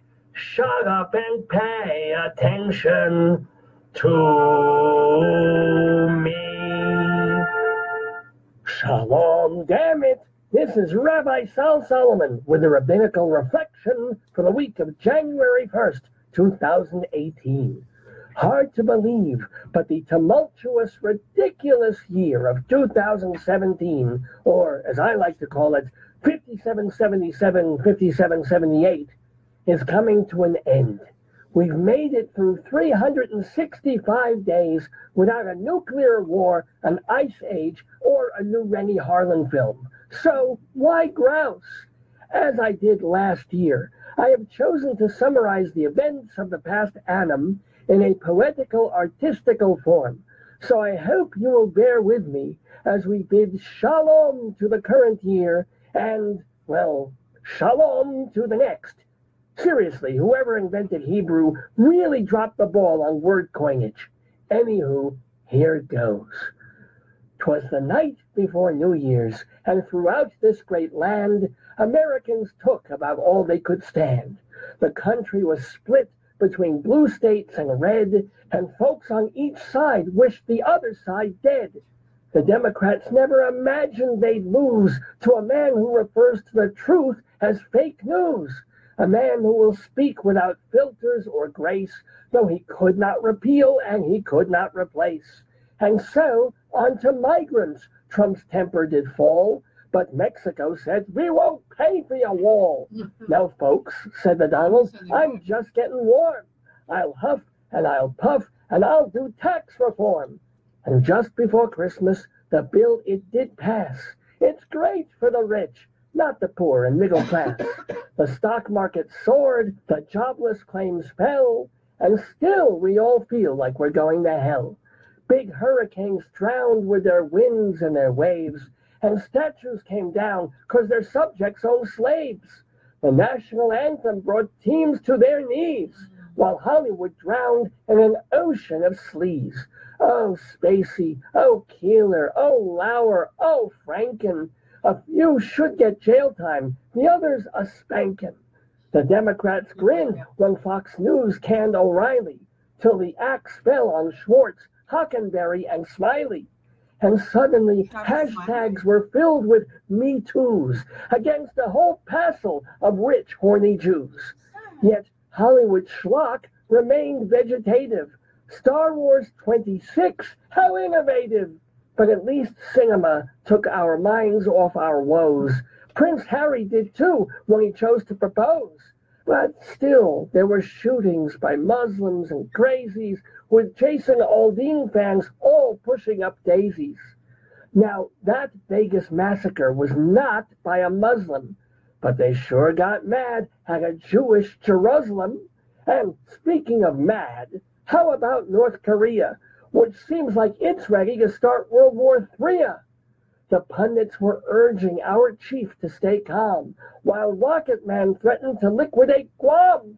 But Trump was no stooge, no fiend out of Dickens. Why, he tossed paper towels at wet Puerto Ricans.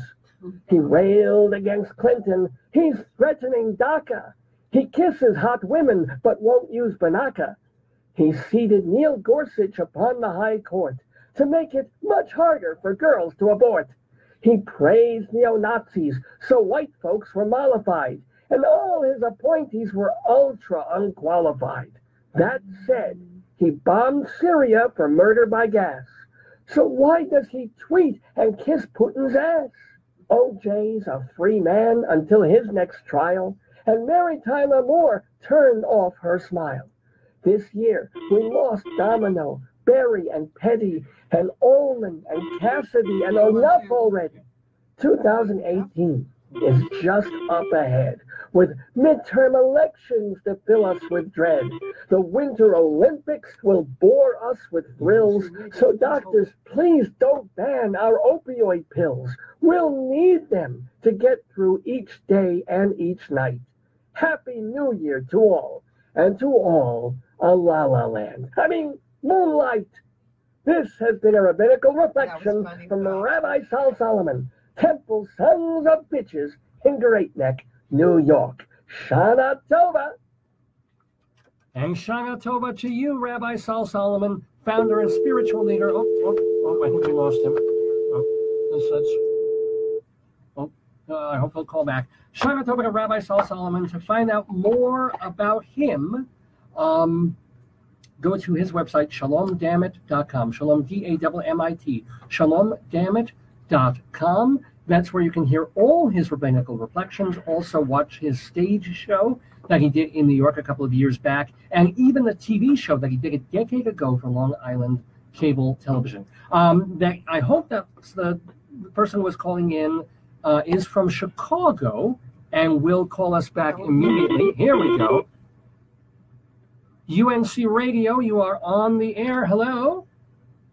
Hello, this is Bill calling from Chicago. Hello, Bill from Chicago. You are on live on the Dave's Gone By UNC New Year's radio program of the air. How are you? Thank you so much. This is Bill, by the way, Endsley. How are you doing? Endsley, E-N-D, thank you. And Endsley, but there's an S in there, right? Or is it Endley? E-N-D, end of the Lee. Oh, well, there you go. Well, Bill, now that I've gotten your name semi-right, how's your holiday? How's your, your New Year's? How was your Christmas and all that sort of thing? Cold, but really good. I just got back from Tennessee visiting my family and ready to rock in the new year. You guys did New York already? Was that fun? We did. Well, it was tremendous fun. We're here in Greeley, Colorado. So basically playing a pre-recorded... You get to have 2 more hours, and you're going to go all the way to Hawaii? You want to do that? You want to stay on the air till Hawaii or Japan? No, I'm just saying you have to stay on the air till Hawaii. Don't worry, Bill, you won't have to. He's just talking to me, Bill. You're cool. Yeah, that's my wife, Joyce, by the way. Bill, are you a theater critic? Are you a theater critic? I was a theater producer, a theater stage manager, and I have written, but generally I am a consultant and an arts aficionado. Ooh, that's why when Mary could not make our show today, Mary Shenbarnage, who was a longtime theater critic at Windy City Times and a couple of other places, she recommended that Bill Endsley call and take her place. Endsley. So because you've done so many things in the arts, so we want to talk a little bit about your background and also talk about the year in Chicago arts scene and food and music and theater and film and all that sort of thing. So first of all, what did you do in the theater when you were more, like what did you produce and where in Chicago? Right. Well, I moved from Memphis, Tennessee to Chicago in 1988 to make my way in the theater, where, of course, you're supposed to be able to break in much easier than New York. So I worked my way to the top as a stage manager, making $25 a show, 4 shows a week. It's more than I make here, fella. Yeah, that's $100. So I had to get a real job. Basically, from 88 to 98 or so, I was that kind of thing, and then I sold out and got a real job. And so now I'm a consultant, travel all over the world, but really support the arts here in Chicago. I'm on the board of an arts gallery, and Mary brings me along on some of the shows. And then we did a blog together, actually. I was the webmaster for Mary's blog, which is unfortunately defunct, but on Stage Combat. Did you know that Mary did a newsletter on Action Quarterly, Moulinet, on Stage Combat? So that's one of her passions, and so I helped with that as well. Why did the blog stop? Was it when she hurt her leg and she kind of was out of commission for half a year? Yeah, that was part of it, and just maintaining, kind of converting everything and doing all that and maintaining. You have to upgrade, and we got hacked and all sorts of things. But that's that's a low.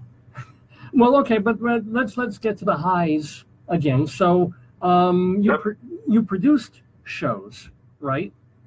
Yes. Yeah. Absolutely. Like.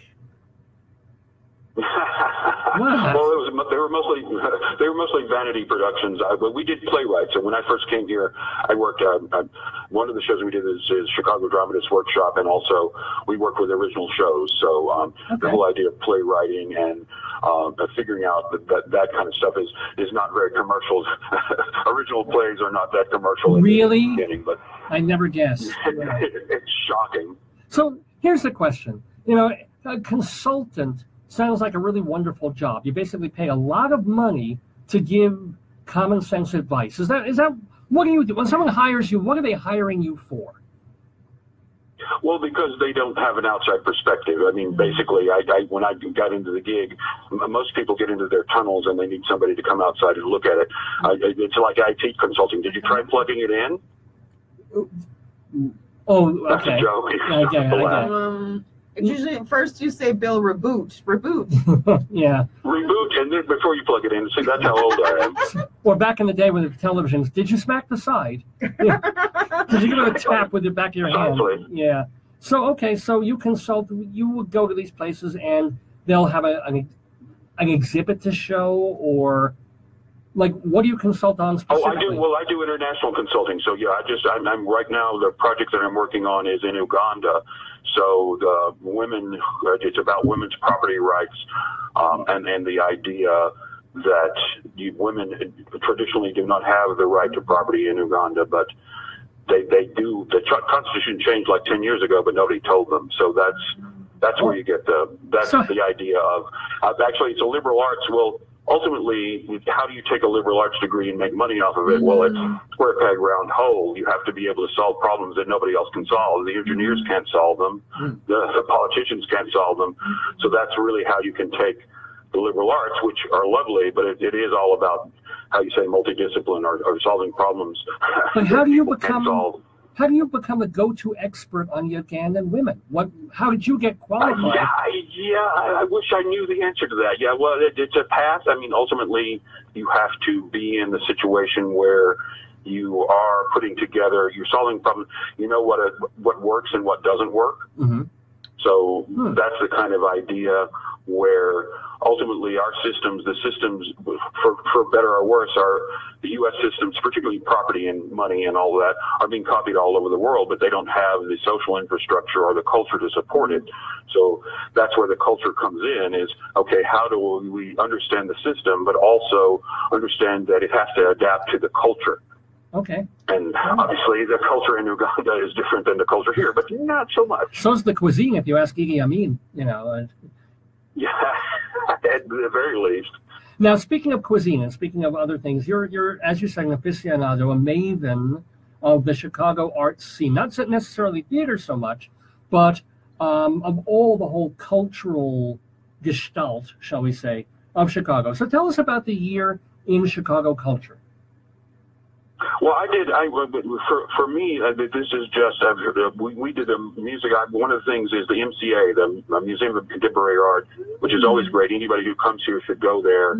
It's very, very accessible. And this year, the big thing was the Takashi Murakami exhibit, which is really, really incredible. He was a pop art guy with Kanye West album covers and doing this whole pop art thing. And then after the earthquake and the Fukushima thing in Japan, it really changed his perspective, and his whole art changed, and he did like the 1,000 Arats. it was cool because you start with the pop art and then you go to that whole kind of dark Arata, but it was really, really wacky. But he created a special show for Chicago called The Octopus Eats Its Own Leg. Oh. And so... Are you squigging? Really, really incredible. Oh, okay. So anything else in the fine arts or in other big shows? Well, that was the big show, and then we have little galleries. There's an art gallery called Life Force Art Center, which has like arts and spirit. So they had art and healing, and their current show is art and language of community. So it's a really, really cool show. The kind of thing, I actually was able to get a piece from that show. So it's kind of that pedestrian Midwest kind of non-pretentious, big museums, but there are also galleries which you can go in and actually buy art for just the regular folks. So it was really cool. Great shows. It's accessible. That's the cool thing about Chicago is very, very accessible, whether it's restaurants, theater, art, any of that. When I was younger, I used to go into museums to try and get a piece, but it was a very different sort of a thing. Let me ask, are you a maven of the restaurants in Chicago as well? We did restaurants, incredible. This year, it's a go-to. I mean, there are a lot of new restaurants, but Blackbird, it has a star. It has a Michelin star. It's always really, really good. They have a 10-course tasting menu, which is, when I went, it was all game birds. So there was quail and squab and duck on the menu. That's not on the menu anymore. It changes every season, but it was really, really cool. And if you come to Chicago, you have to go to a steakhouse. Oh, well, yeah, hell yeah. But not Ruth Chris or Morton's. What's an authentic Chicago steakhouse that isn't a chain? My favorite is Kinsey Chop House. Okay. It's been around forever. It's a really great steakhouse. It happens to be owned by a woman, which is, this we're all talking about this year and that kind of trend. It's by the Merchandise Mart, which if anybody's been to Chicago, it's a huge, huge place. They've been there forever, small place, but a really, really good Chicago authentic, great steakhouse. Oh, now hold on. Is a Chicago steak different from a New York or a Colorado steak? The Chicago steak is usually aged. We'd like to think it was an older adult sort of a steak, but yeah, I'm just kidding. But a good steakhouse anywhere is aged. Well, yeah. Yep. No, I think it's the size of the meat. That's what she said. Come on, you set me up there. Come on. Hey, it's New Year's. Hello. All right. Okay. So let's see. We've done food. We've done fine arts. What about Shaw's? I just have to mention Shaw's Crab House. Everybody should definitely hit Shaw's Crab House if you go to Chicago. You got to go to Shaw's. Shaw's or Sean's? Shaw's. SHAEW. Shaw's Crab House. Shaw's Crab House, where George Bernard Shaw got crabs. What? Yep. Did you make art? Well, what do you can talk into the microphone, hon. I don't have to be the only one asking questions. So say the question again because I can't hear you. Do you make art? Was that it? Yeah. Do you make art?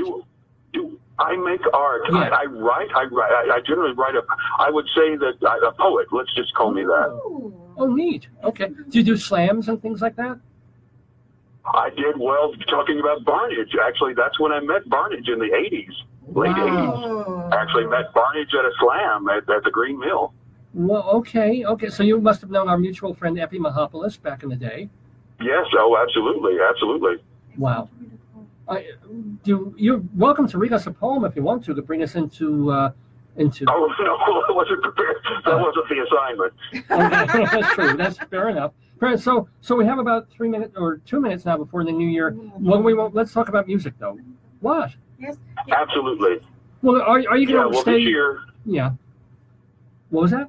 Go ahead. Yeah, this year there was the big event, the Jazz Festival, which this year was they had a tribute to Ella Fitzgerald, which had Paul Marinaro, who was 48, and Sheila Jordan, who was 88. Whoa. Okay. And they did a duet, and it was really, really cool. Paul's kind of the new kid on the scene. He's a Sinatra kind of old school, but really, really handsome, really, really talented. He's got a great, and then Sheila Jordan is like 88 and has been on the scene for 40, 50 years. And so that was a really, really cool jazz kind of old school, new school, show the kid around. It was really, really cool. So that was a highlight of my summer. And to me, again, with the MCA show and the Jazz Fest in Chicago, and great food, great restaurants, definitely a great year. Wow. Well, stay with us for like another minute, because we're going to count down to midnight Chicago time. We're 1 minute away from the new year. Let's do our countdown, because we're getting there, and we can wish everybody a big happy new year. Here it comes. Get ready for the countdown. 10, 9, 8, 7, 6, 5, 4, 2, 1, 0. Happy New Year!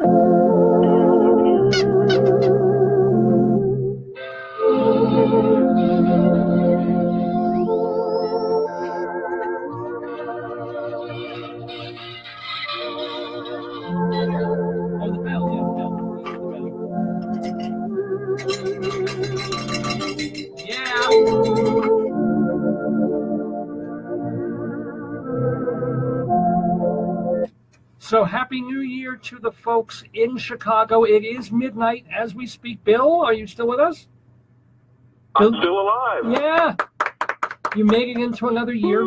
Congratulations, sir. So what was the most fun thing you did that you haven't mentioned yet in 2017? The most fun thing I did. That you can talk about on the radio. Question? Yeah.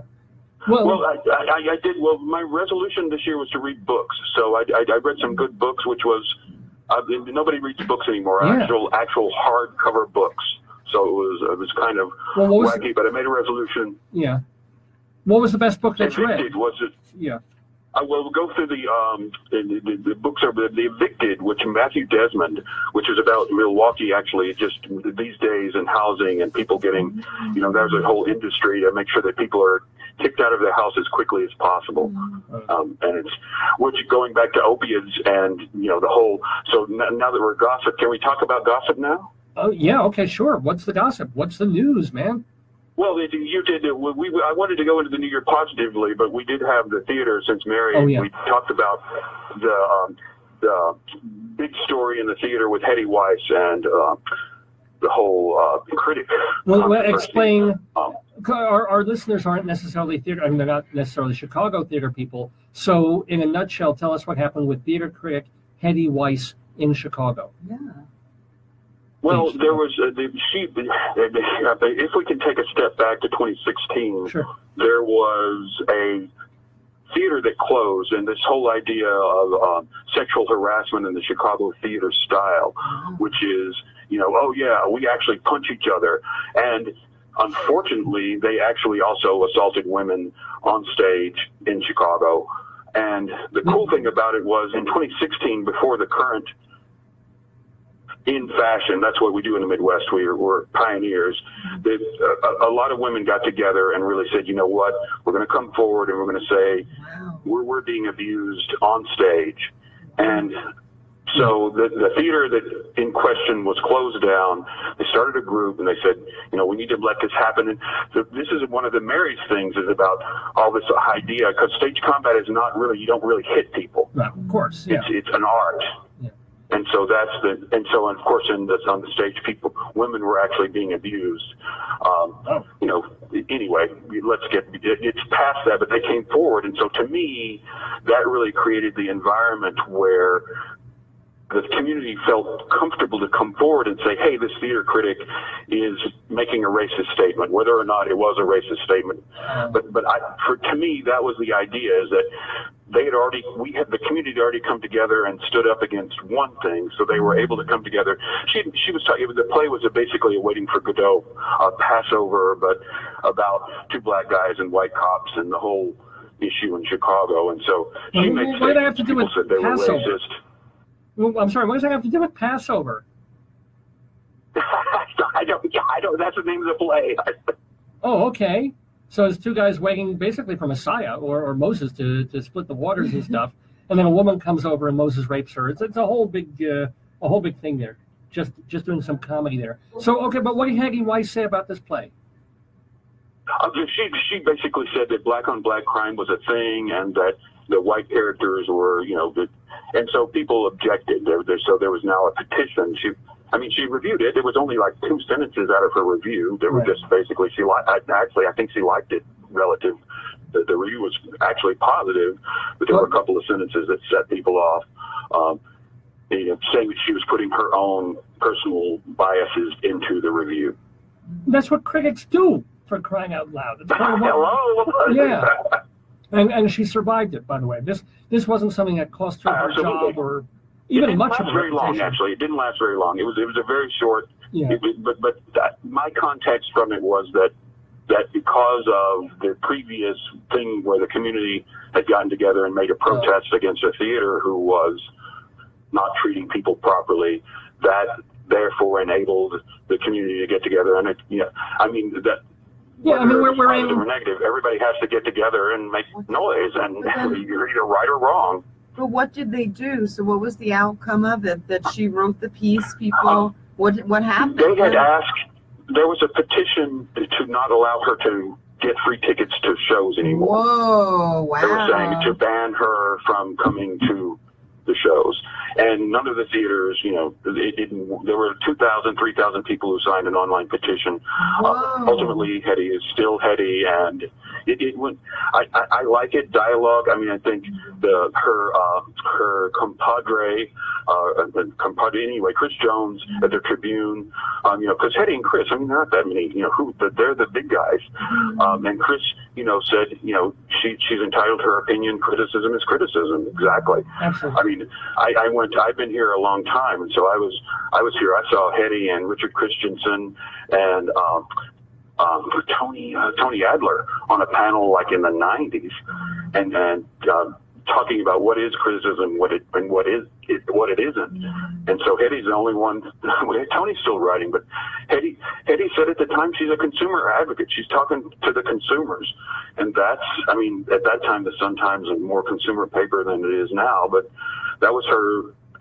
And also she's entitled to have context. Every review is written in context. If somebody's reviewing Waiting for Godot in 1980 and they're reviewing Waiting for Godot in 2010, they're entirely different worlds, different contexts, different themes coming. You're not talking about Waiting for Godot itself, but I'm just saying it's like we bring our baggage, and if we write about the baggage first and then pack the play into it, as it were. So I think the whole thing is pretty ridiculous, as I guess most of the Chicago theaters saw through it and agreed, as do you. I didn't. Well, no, I don't. Well, yeah. It comes back from the slam days. If nobody objects to what you said, then nobody heard you.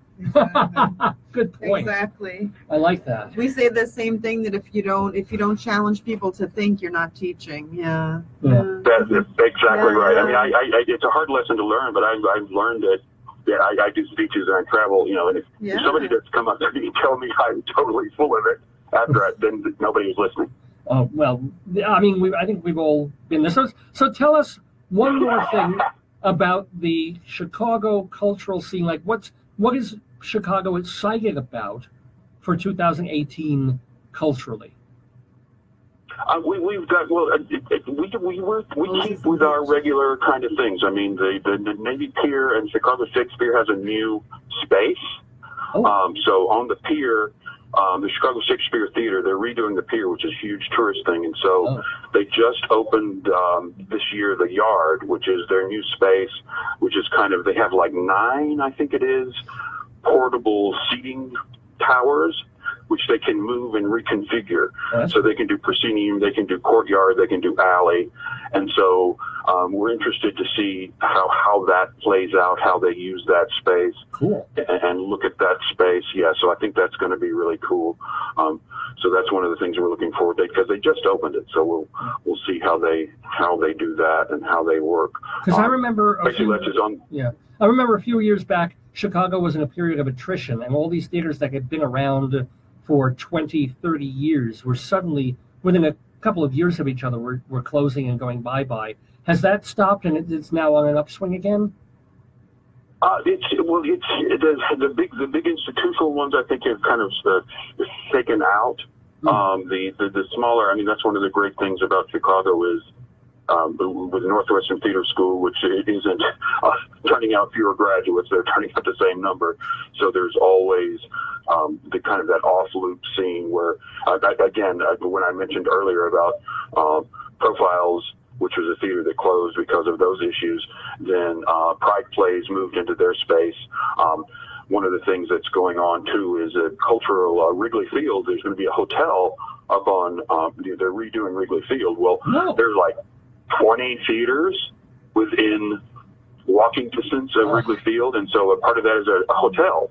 And so, you know, when after baseball season, hey, you can get a cheap room and walk and see 20, 30 plays right in that area. So that's one of the cool things that's going on. You know, that area, and then really supporting arts centers, and because we ultimately you have to have the revenue flowing in. Right. So that's one of the things that you have to look at. This is me and my business side coming in. I'm working on as a board on an art gallery and a spiritual center. You have to figure out where's the money coming from. You do have to kind of look at that, and so I think that's one of the things that some of the older institutions forget that they have to actually do. You still have to have a product. You still have to appeal to people. That's true. That's true. Well, you have appealed to us quite a lot, Bill Endsley. If people want to Thank you so much. If people want to get in touch with you for a project that they are doing in this country or elsewhere, an artistic thing, and they want your consulting services, do you have a website? Do you have a contact thing? I do. It's worldcitizenconsulting.com. So worldcitizenconsulting.com, really taking it to the world. Happy New Year, and you guys are getting ready to count down at home. Yeah, we got 50 more minutes here in Colorado before our midnight, but it was great to spend some minutes with you talking. So most happy New Year to you and to your partner and to your family, and best wishes on everything that you're doing, man. Cheers. Thanks a lot. Have a great one. Happy New Year. Bye-bye now. Happy New Year. Bill Endsley here, or Endsley, in the neighborhood, doing the Dave's Gone By New Year's radio program of the air. I'm Dave Lefkowitz, by the way. I don't think I said that, this whole radio program, but Dave Lefkowitz here with you. My wife Joyce is still with you. She's usually gone by the first hour of the shows that we do. I'm reading the review about Passover. We need the... So I'm reading the review about Passover, which is... Passover the play. Yeah, and the woman basically... So it's they have some white cops, and she says that they're portraying white cops badly. That's her whole kind of thing. So it's like she's discounting the whole kind of, you know. So you're reading Hetty Weiss's review. Yeah, she's discounting the whole. So do you have an issue with the way she's putting what she's saying? I would not be a happy camper. Oh. If you were who? If you were black? I would sign the petition. Good Lord. Probably. Well, you're left of me, that's for sure. Mm-hmm. You know, because I'm Lefkowitz. Yeah. No, I think that people, when you review something, you have to be present in the culture. It's like, for me, if you're an academic and you don't do research, don't review, because you don't know what you're talking about. Well, she lives yeah, but maybe who knows what world? I mean, what kind of world do you live in? And if you don't, I should have asked Bill about the shootings and crime in Chicago. That's all we hear about. No, but also on the news. Yeah. If you don't have context and you're not of the world, like if you don't understand white privilege or those things, and you're writing about things, it shows that you don't know the context. But she's been writing theater reviews. She's been the critic there for at least 30 years, maybe 40. Age doesn't matter. You can but she's been she's a newspaper person. Yeah, but you don't. What is your social position? How do you see the world? Okay, so she's privileged, white, probably Jewish. I believe so. I'm Jewish, underprivileged, white. So, you know, from her perspective, she sees what she sees. She calls it as she sees it. That's what a critic does. And a critic, would you rather she hid her biases and came at it as if she were completely objective? It's kind of like, but what you need to do is disclaim and say, I'm writing this from my perspective, which is blah, blah, blah. And this is how you have to. So the perspective bleeds through by what she's saying. Yeah, but you can't overgeneralize yourself to be everyone in society. That's disappointing. Okay. All right. You know, and by the way, critics like her tend to write 100 or so reviews per year. So it's hilarious when people get hung up on 2 sentences in a review that she spent like 3 hours writing. You don't understand, David. It's not 2 sentences. It's the gestalt of it. It's the whole kind of leaning, intonation, viewpoint, worldview lens that people cast. Right. So from her, if an underprivileged black person reviewed the play. Well, then you say, from my point of view, as someone who is blah, blah, blah, blah, blah, this is how I see it. Well, yeah, okay. Well, she has a readership who basically, she's the most famous critic in Chicago. I mean, Richard Christensen passed on. So people who are in the theater know who Hetty Weiss is. So she doesn't have to start every review by saying, as a person of this age, white, living in Chicago for X many years, with this level of privilege, because I've been writing for this newspaper. And I think without introspection or self-reflection, people can just lose sight of reality. Sure, or she's in her project reality onto other people, which is not the lived reality of other people. Because your reality isn't necessarily hers. Mm-mm. You can see stuff missing in what she's writing, but if you were seeing the play, it would be coming from your place of somewhat privilege, and from not being a Chicagoan. My place of privilege is to some of my social characteristics, but others is not. So, we're different. I think most people really need to be accountable and really need to understand that there's more heterogeneity in the world than they think. Okay. And they really have to understand that your viewpoint or your lens or how you see the world is not a totality for everyone else. No, but it's the totality of you as a writer when you're writing. It is unfortunate that so many of the theater critics are white men to begin with, right? And then now there's more white women, and certain, like Hetty Weiss, like Linda Weiner used to be for Newsday.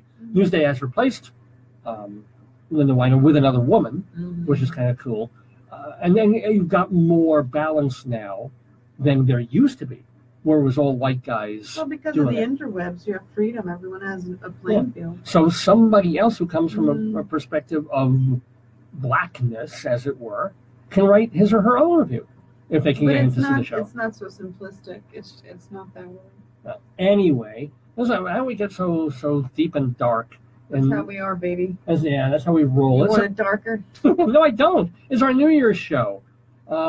Here in the neighborhood on Dave's Gone By. We're at the University of Northern Colorado in Greeley, Colorado, uncradio.org to find out more about this station. I do want to put in a pitch for this radio station, which, we got great feed here. We're on Facebook for this program, but even when shows here are not on Facebook, we're on the stream at uncradio.org and Streama.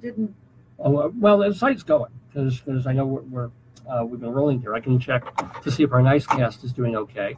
We seem to be getting the interwebs. But I do want to put in a call to the folks at UNC who've been watching this program or who listen to my show every Saturday morning from 9 until noon, that the semester is starting. Facebook. UNC Radio, it's supposed to. Yeah. Oh, but you know what? Go to the actual radio page. In the server room. Yeah. You click on that. Walking my pop-up. Oh dear. Okay. I mean, I might have to go through a few permutations to hear the show, but you can. Another phone call. Let's take it. UNC Radio, you are on the air. Hi. Hello, Dave. This is Lisa. Lisa, you did call in. Yay! This is our friend from my writers group. Lisa, how are you? Yes. I'm good, and you guys are great listening from sitting in a motorhome. Wait, Lisa, why are you in a motorhome? Did you lose your wonderful house? We are camping in southern Washington by the Columbia River, and we've just been to Eugene, Oregon yesterday, and I love that place.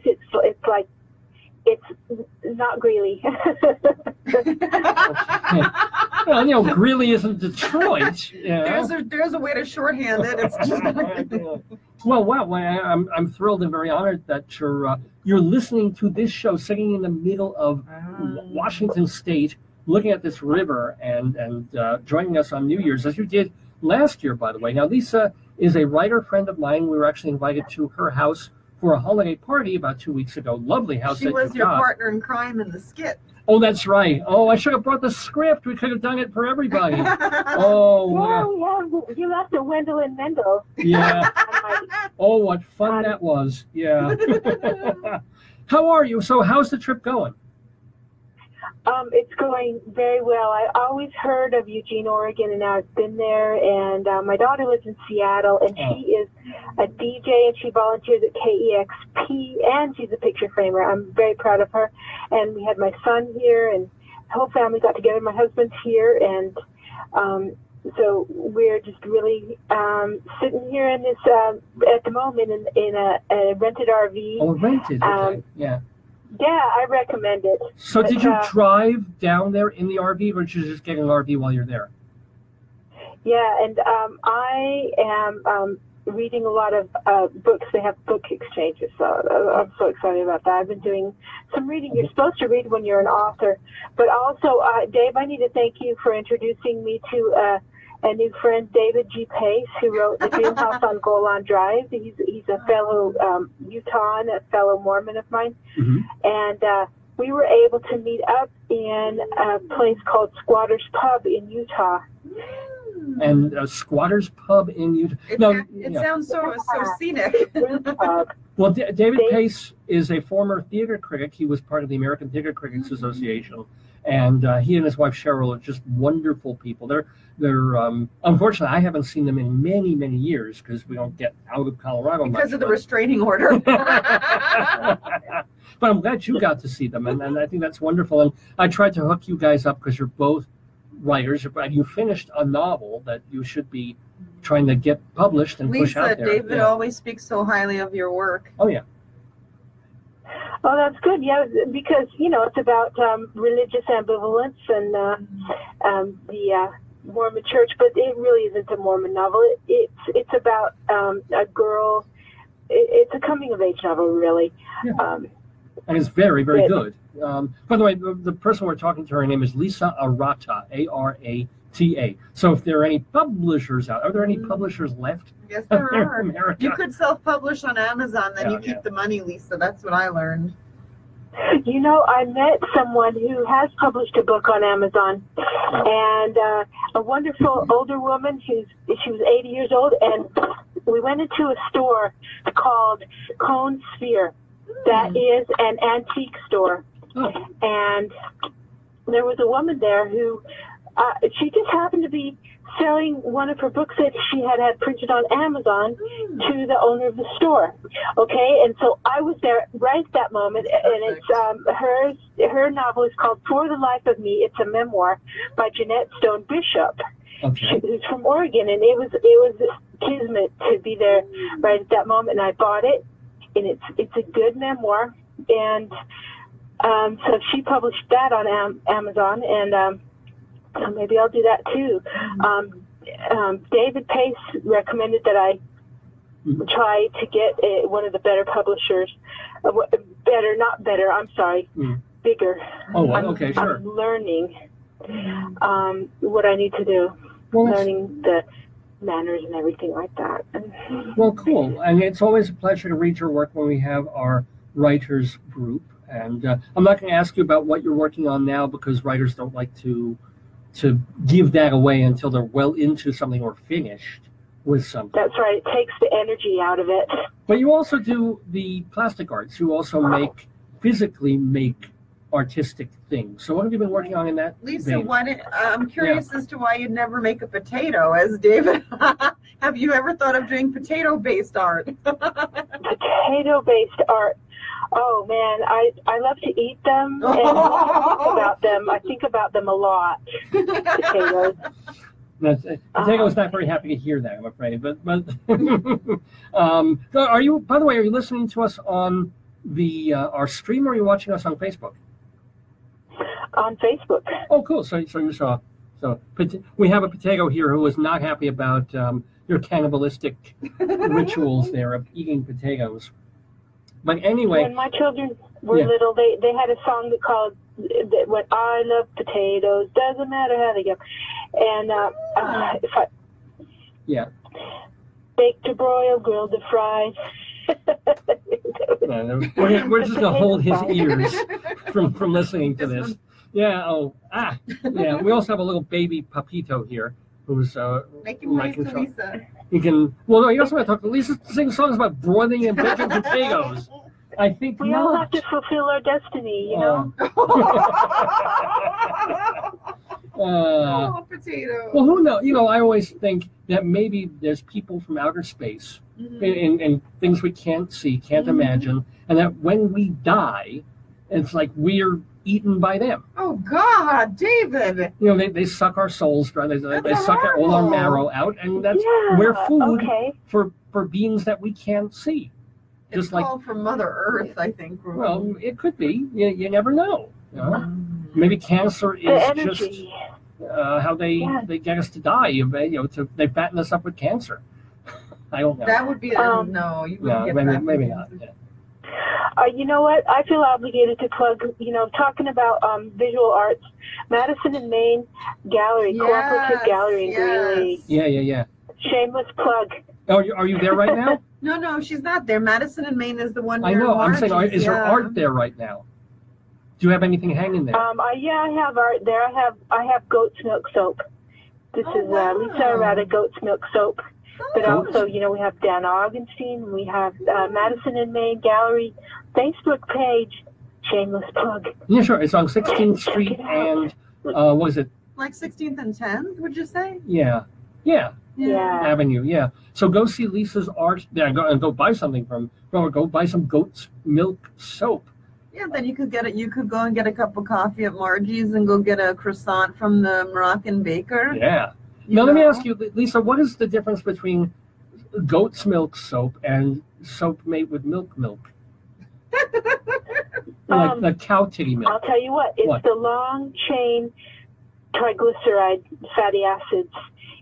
The goat's milk is just so much more creamy. Although the taste of goat's milk compared to cow's milk is like goat sweat. If you've ever smelled a goat, it's very. Lisa, he's horrified. He looks like he's in shock. He's like, "What is she talking about?" Well, no, but they use goat milk for yogurt. They use goat milk for milk, and it doesn't. It tastes like sweat. I'm not trying that. It's goat sweat. Like, what is goat sweat? You know, David, you watch Lisa. He watches Dr. Pol. So imagine Dr. Pol out looking at a sweaty goat. Yeah, well, I go like ice cream. I don't want to smell a goat and go out and smell a cow, and that's the difference in the taste and the. But in soap. So when you cover yourself in goat milk soap, do you smell like a sweaty goat? Not with my soap. I know. I'm wondering. You know. Do you put like different fragrances or like different essential oils, or what do you do, Lisa? Yeah, you get the very healthy essential oils made from natural things.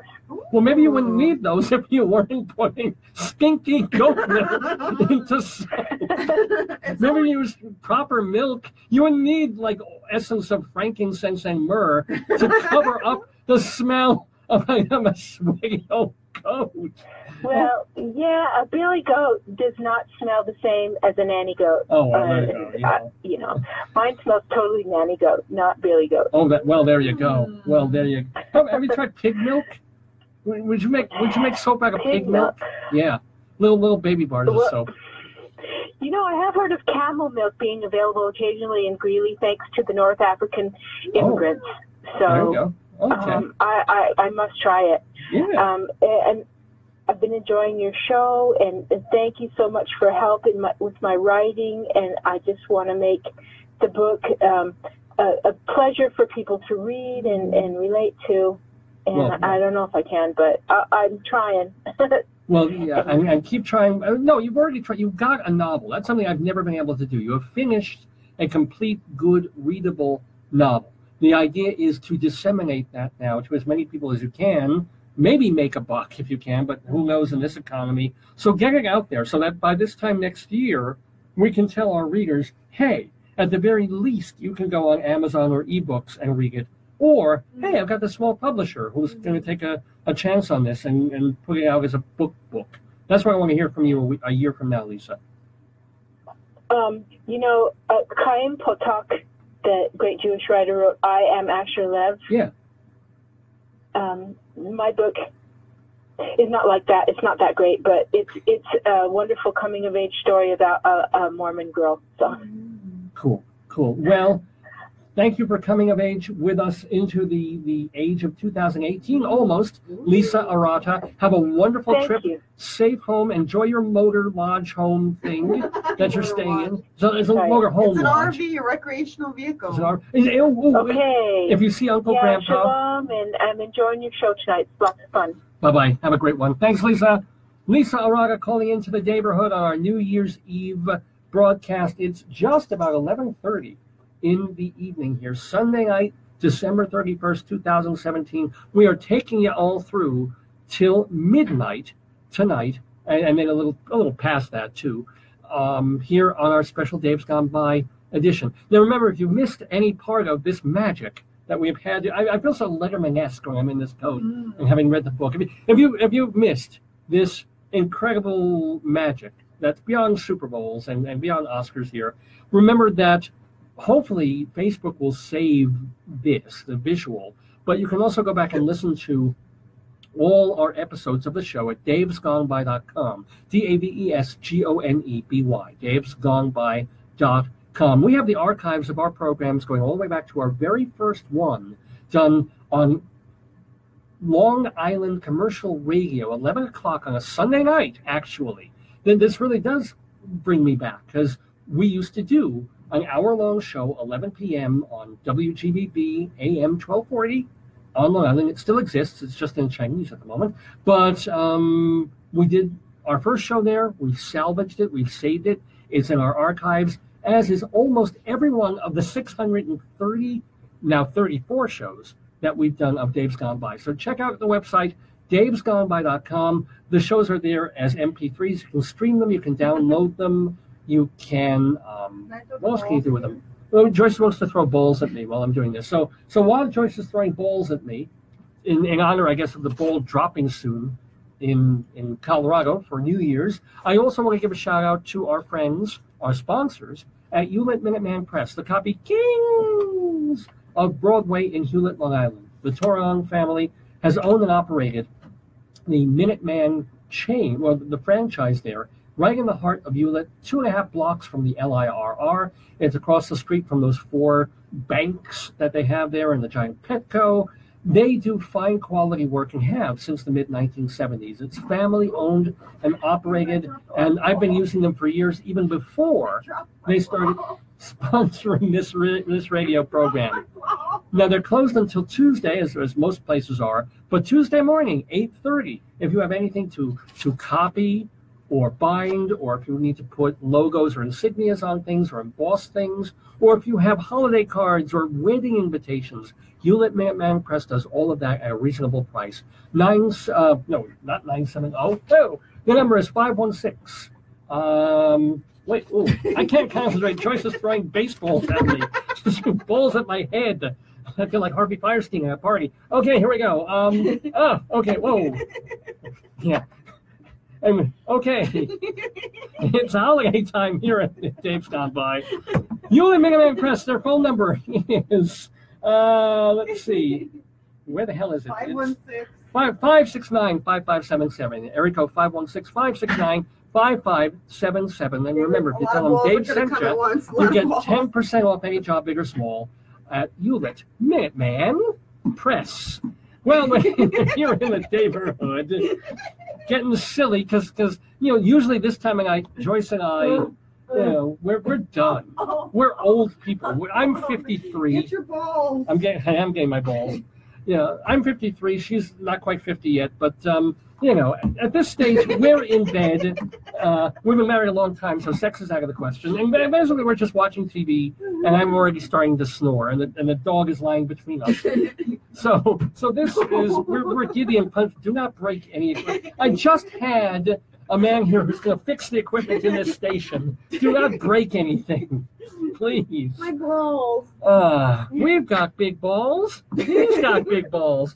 Oh, and we can play that, actually, while we're doing this, because we were going to say farewell to Angus Young of AC/DC. So in honor of Angus Young, here's the late Angus Young. Here's AC/DC with Big Balls.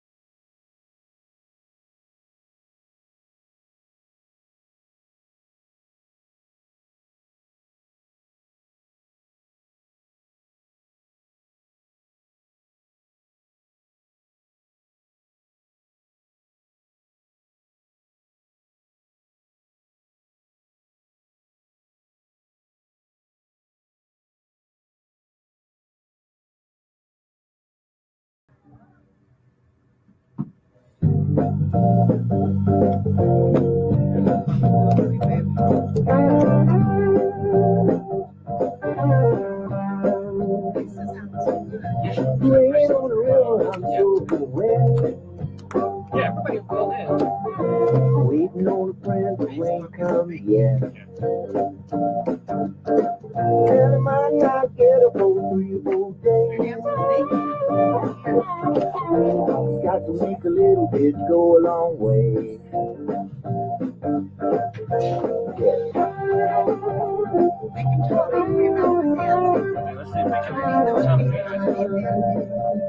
Yeah, let's see what I'm trying to get on the screen. I got a blonde-headed woman who likes to come around. Cute little hippie girl lives in town. It's very Uncle Floyd. Brings a bag of records and she plays until dawn. Give me a little love and then she got to go home. When times are hard, when you start feeling low, let yourself go. When the river's rising and the world feels cold, let yourself go. Let yourself go.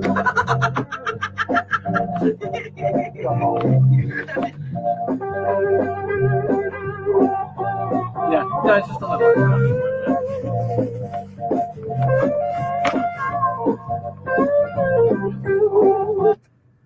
Do a little Tom Petty there. The late Tom Petty, we lost him this year. He died on, not to bring the mood down, but he died on October 2nd at the age of 66 of a heart attack. It's always like, yeah, I figure if I live 13 more years, I'll be 66, which is like his death age. You always start to think that way of these How old people. Are you? I'm 50. You're asking me, you married me 20 You're years. 64, so in 18 you're going to be 54. Yeah. Well, I'll be 54 in less than a month, yeah. Wow.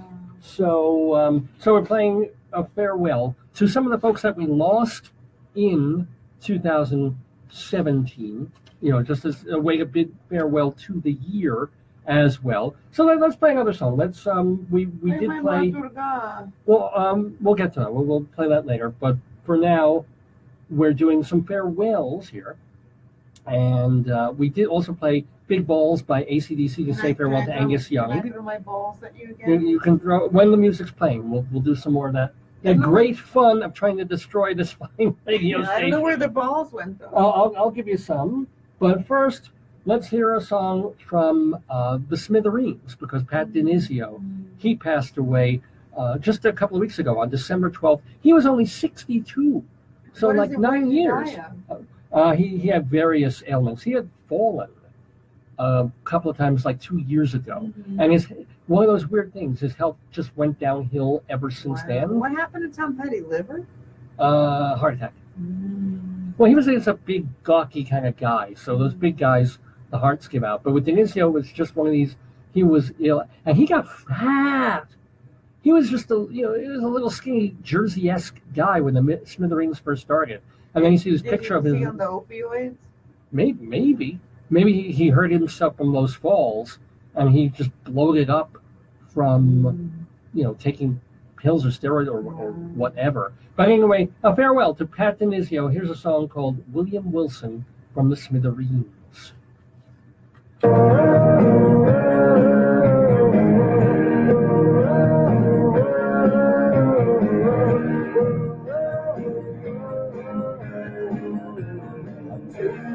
Time and I like to move slow. What should I wear when there's nowhere to go?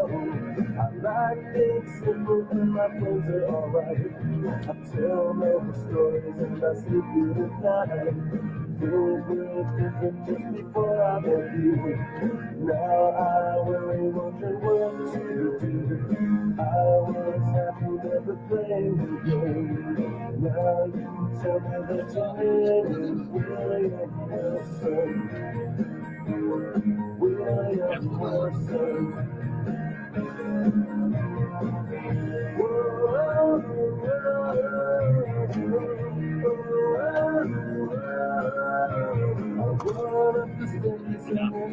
somebody there. I'm playing my records that I haven't again. Here's to the spirit and the heart that you got. Sometimes I forget you, other times I get not. I'm not crying on the top of my bed. I will wonder back about you. I will crack and you can call out your name. Now you say I want you forever, William Wilson.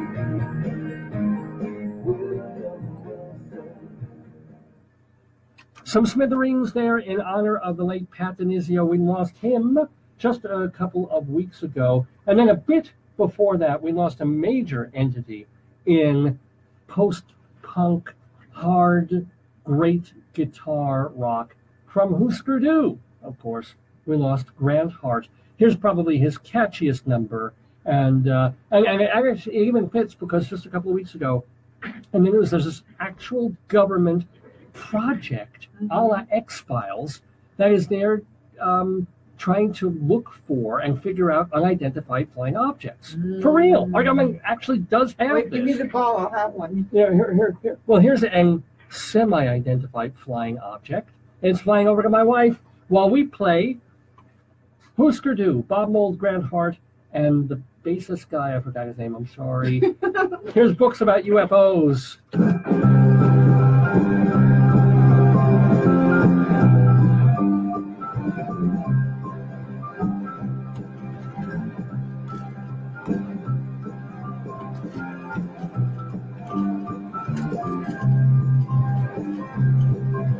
Walking down the sunny street to the library, taking a leaf from my highway.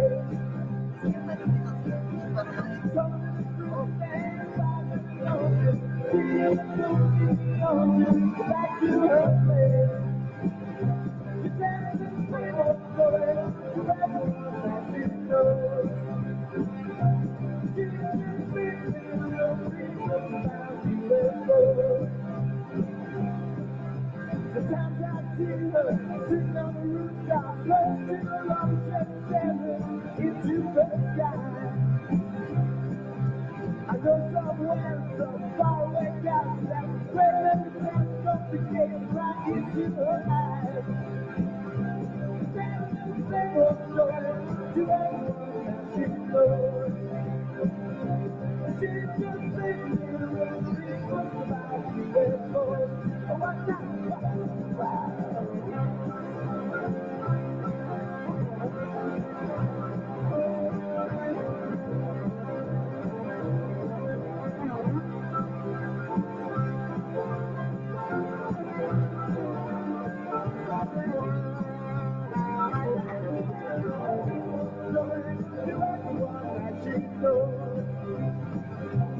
She's just sitting there wondering what's about UFOs. Flying falls around all the planet of the shield, constantly aware of all the changes that occur. I'm gonna turn to the left and focus all my attention in a fire whose last name right after her. She tells the same old story to everyone that she knows. She's just sitting there wondering what's about UFOs. She tells the same old story to everyone that she knows. She's just sitting there wondering what's about UFOs.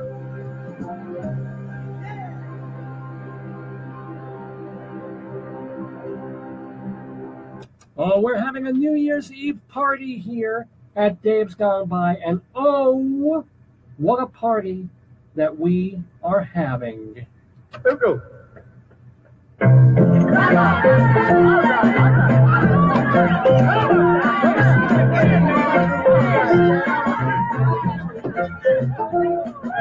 Well, what should when the lights went out? Standing in the corner, shout, says the shout. What a party, Lordy, Lordy. Take that gentleman, he's so good, went away. What a party, Lordy, Lordy. that piano man, he's your good play. The girl was this with no shoes on. The big tenor man really blew his horn. What a party, Lordy, Lordy.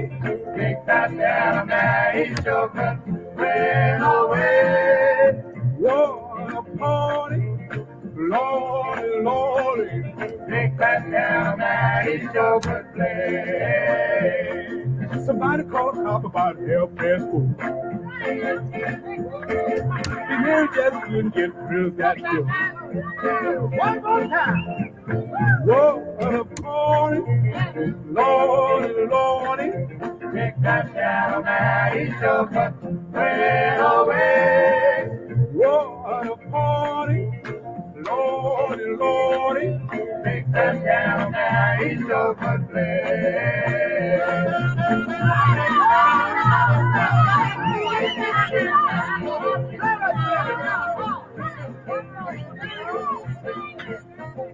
Where was Jody when the lights went out?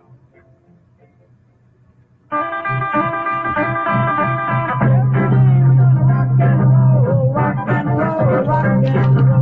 Every day we're gonna rock and roll, gonna rock out into the soul.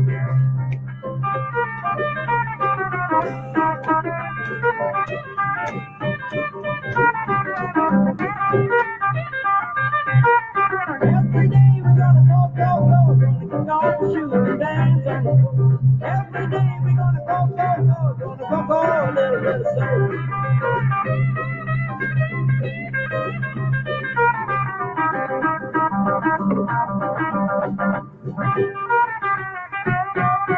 Every day we're gonna twist that shout, hold back beat, come on, work out. Every day we're gonna twist that shout, twist and shout, a little soul.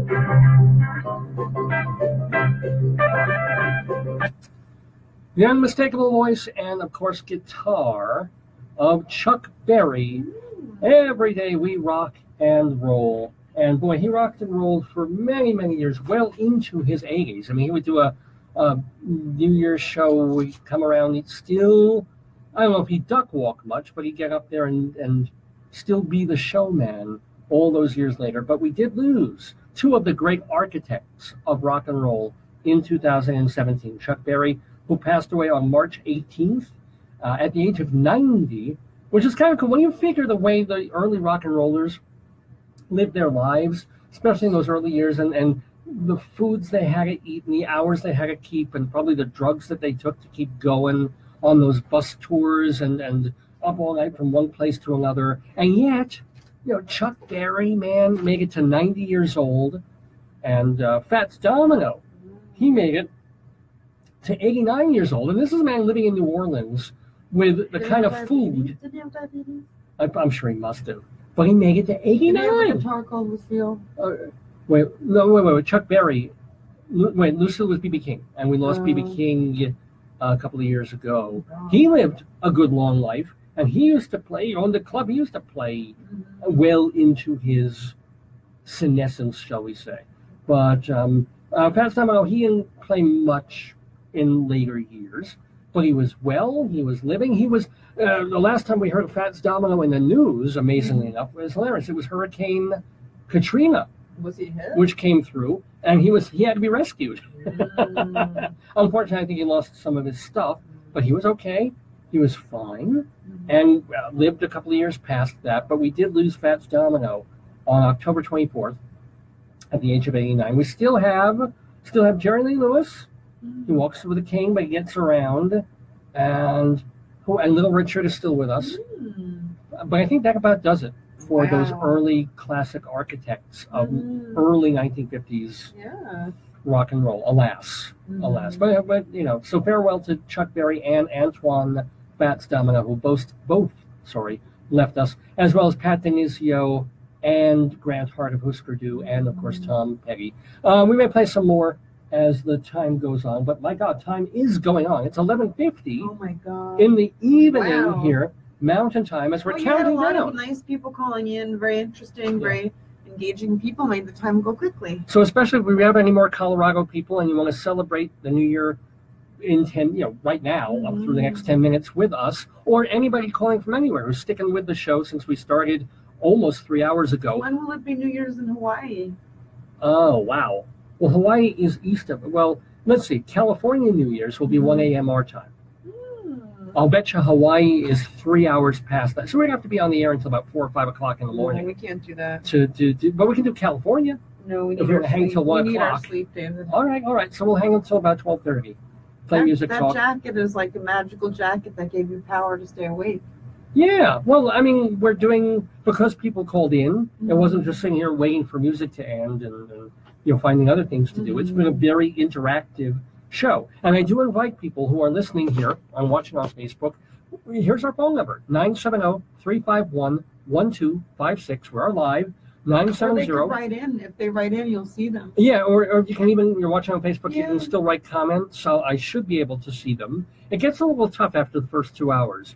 It doesn't notify me of people joining necessarily or send messages. You have 14 comments. Yeah, which I cannot see. I think if you clicked on that, you could. I don't want to mess with it. Okay. That's the problem. I don't so when you're done, right when you're done, I'm going to click on that.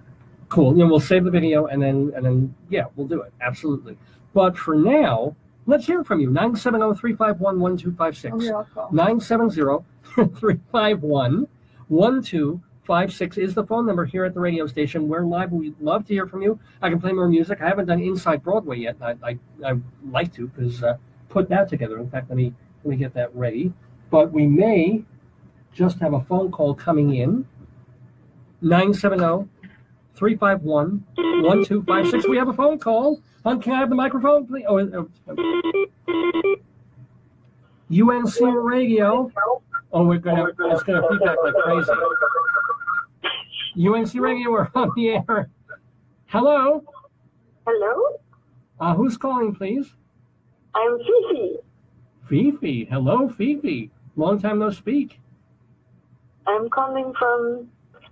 Are you calling from the White House, or are you the fabled Co-Fifi? No, I'm not the Fifi either. I'm calling from, what do you call this room? The basement of Marcus Garvey. Oh, the basement of Marcus Garvey. You're having a worse New Year than we are. Okay, how are you doing? How are things? I'm going to bring you a present of teeth. Of teeth? Oh, tea! Yay! Iced tea for me. Did you hang up, by the way?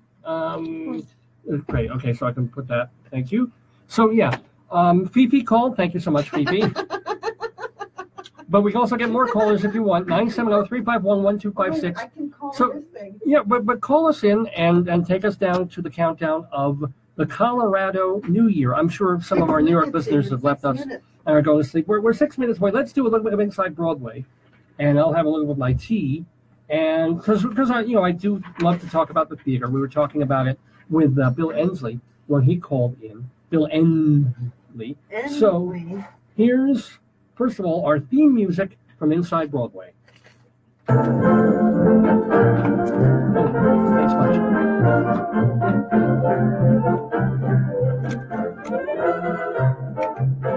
Inside Broadway, a look at theater on and off Broadway and beyond. Brought to you by Total Theater and Performing Arts Insider. Curtain going up.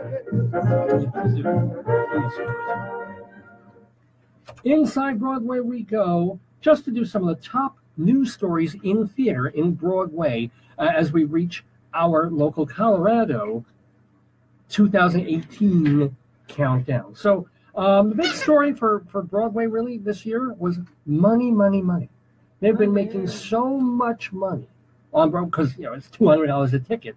But for 2016-17, sales were up 5.5% over the previous record year. Wow. Revenue, guess how much revenue? Oh, no, the thing is we're talking about the season here. So the season starts at the beginning of May. $250 million. Oh. $250 billion. No, well, no. Somewhere in the middle of that. $1.5 billion in revenue for the Broadway season 16-17. And how much was that to pay to actors? Well, it depends on the actors.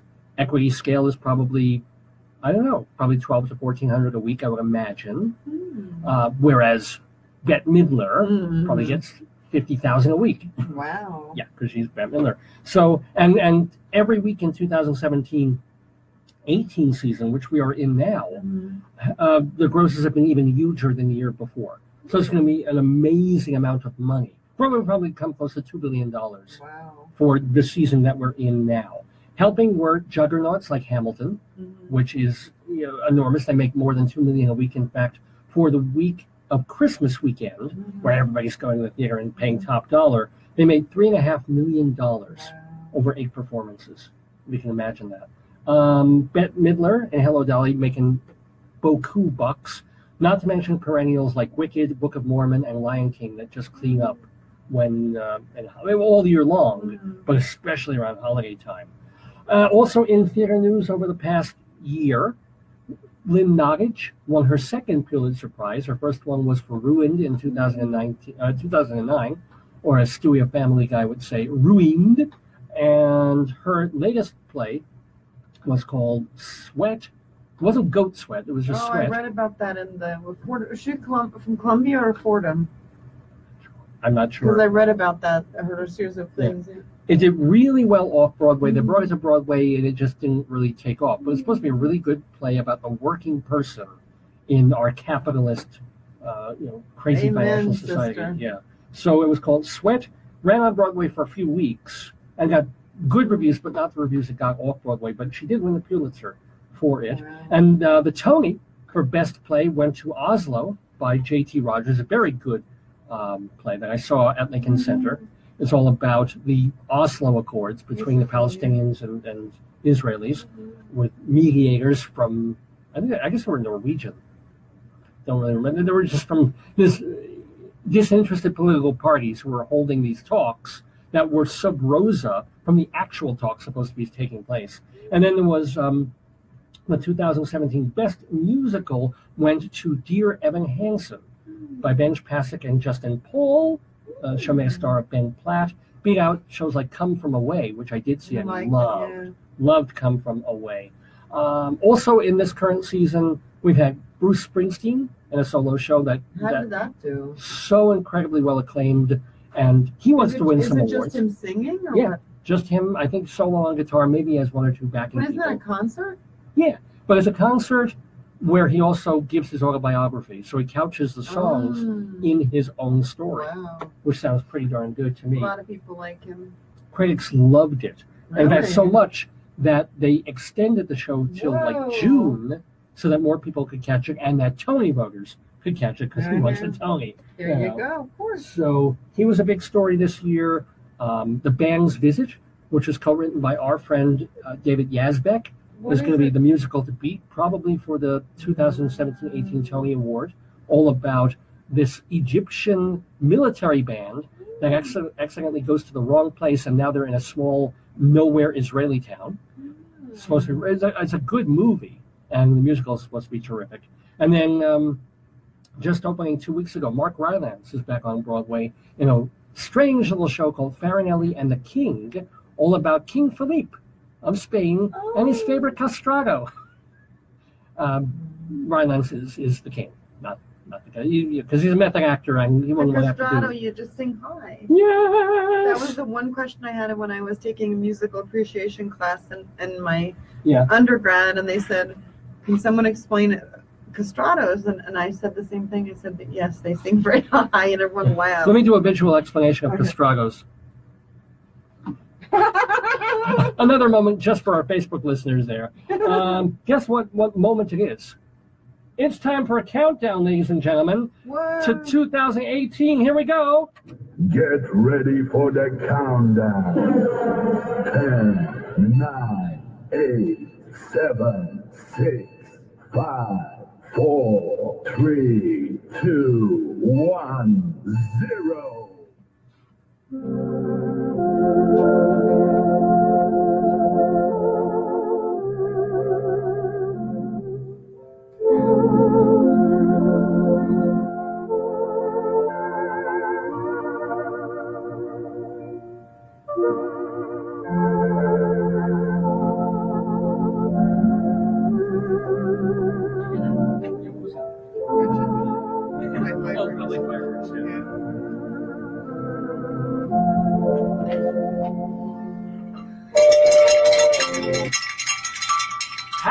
Year. I'll do my DJing in the new year. Hold on. Yeah, do it up. Yeah. Hold it to the mic. Yeah. We're here in Greeley, Colorado. There's heard some fireworks going off outside. It is officially 2018. We made it. We made it through North Korea. We made it through the Trump. We made it through the hurricanes. We made it through the California fires. And Oofty's prescription's ready. Oh, yay. And our dog's prescription is ready. Actually, yeah, we should say 17 was a better year personally for us than 16, except for one thing. So we wanted to bid a very fond farewell to our dog, Murray. We did a whole show about him a few months ago. Murray was my first dog ever. I always wanted a dog when I was a kid. The firecrackers. Yeah. And, always wanted a dog. I was allergic to dogs. Couldn't have them. We took in some stray cats. I had salamanders. I had fish. Had a couple of turtles, but never a dog until Murray. And he was our boy. And he was a sick boy for many years. What do you see out there, babe? I hope that's firecrackers. Yeah. Unless people are trying to break in and get our equipment. No, I doubt that. Well, we have a snake that'll protect us here, so he's okay. So farewell to Murray, who left us in the summer. Or it was late spring. May 19th. May 19th. Passed away just shy of his 16th birthday. His birthday would have been June 10th. He would have been 16 years old. So, and hopefully our other dog will get there. So he's 15 worried that and a he's half. not going to like firecrackers or anything like that. Right? Well, we're going to stick around for another almost half hour, not quite, just to usher in the new year. Yeah. But otherwise, health-wise, thank God, we were okay. I dealt with an iliopsoas muscle problem for a couple of months. That was putting me in some difficulty. But and my folks doing a little better than they were. Do you have any resolutions? I don't do that. I'm too old. I'm set in my ways. I could say I'll eat better, but I won't until a doctor says, "Hey, you better eat better." I don't. Okay, hey, you better eat better. Yeah. I was making resolutions a couple of years ago with the theater I was doing, and nothing came of them. So I'm just going to roll along and live my life, and try and be a good person or a half decent person when I'm not an asshole. That's all. What's your resolution? I don't have any particular resolution, but I would like to do better, be less, negative, harbor less negative emotions. Married to me, good luck. Be more positive, progress, be healthier, exercise more, just live a more healthy life, and be more self-compassionate, and having practice more self-care. Yeah. I'll practice self-love, but usually in the shower when you're at home. But thank you ever so much, ladies and gentlemen. Do potatoes have a resolution? Mm-hmm. What's their resolution? Potatoes, I'm translating. They're telling me what they want. They want more elevation ketchup. Oh, yeah. Mm-hmm. Yeah, the special elevation ketchup from Denver, Colorado that they love to eat. Gotta eat more chops. More and more chops. That's right, potato. So they've got their resolutions. That's kind of neat. What does everybody hope for in a new year? We want peace. We don't want to be terrorized by terrorists. We don't want Kim Jong-un bombing us.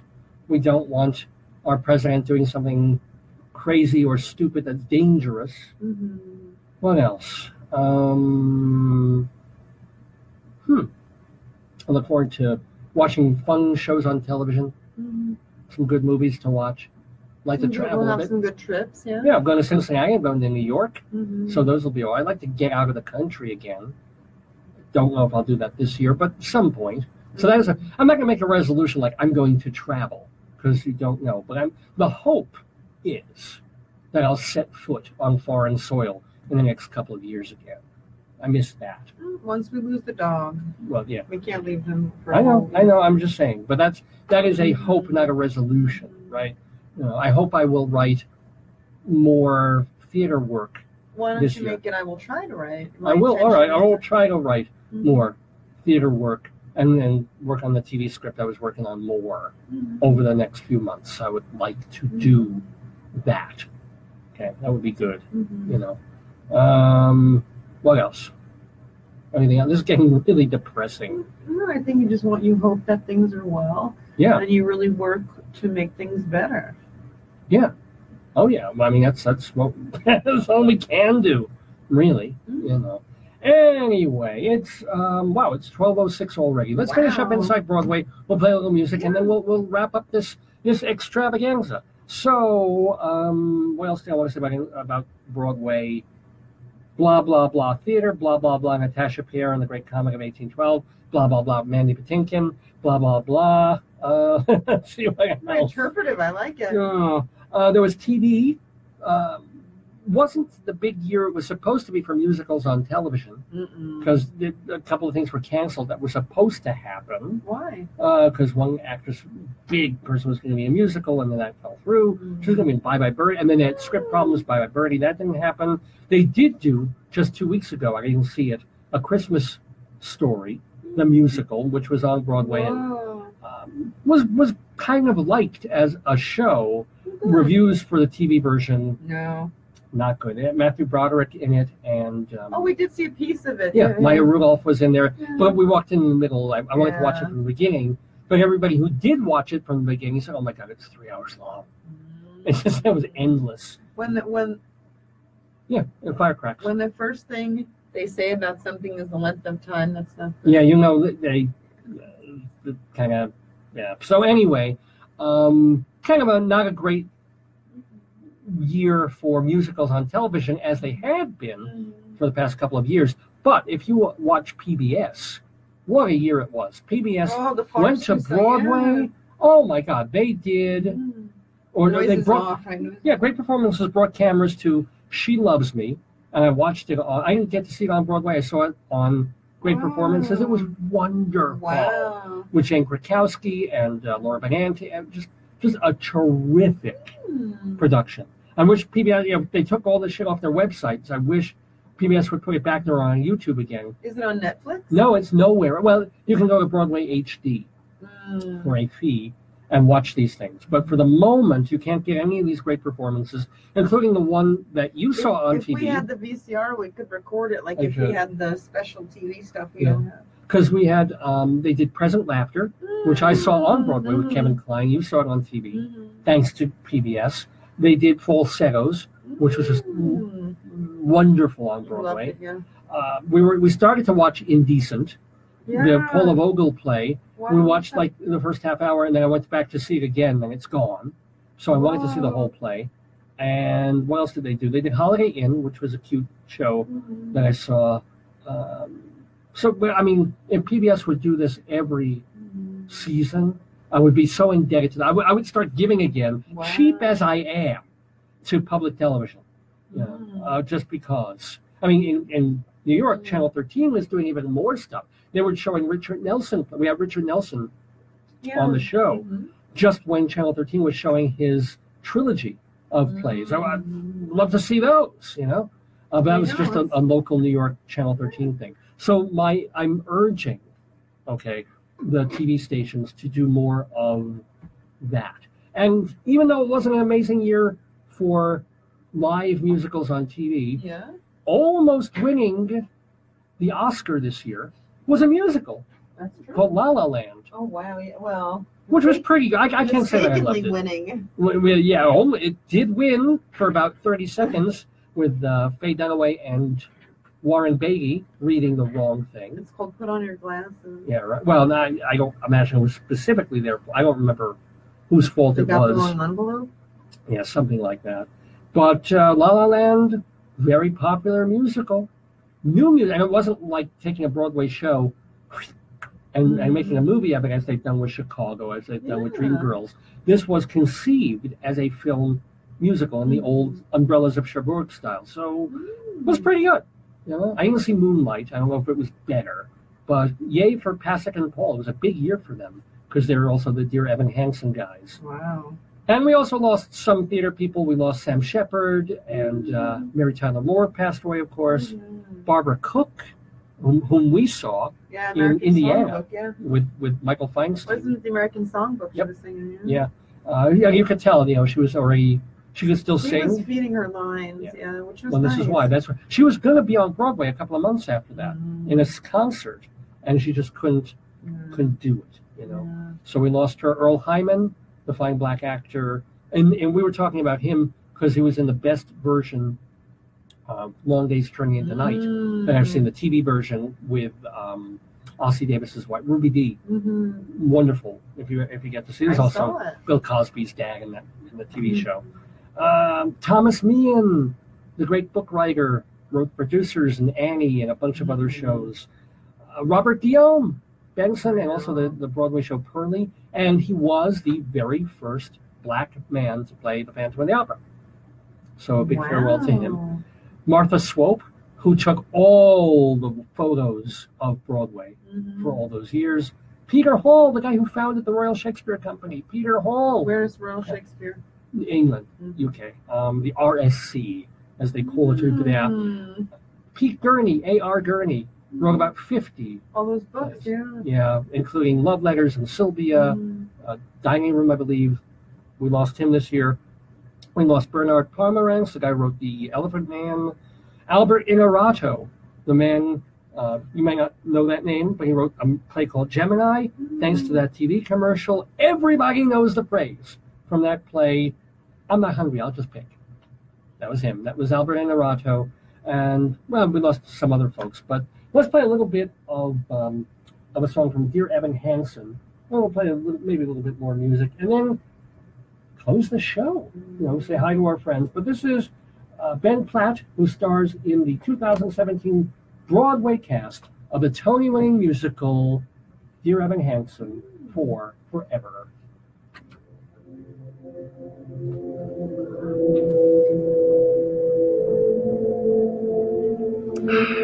A lot of changes on Broadway.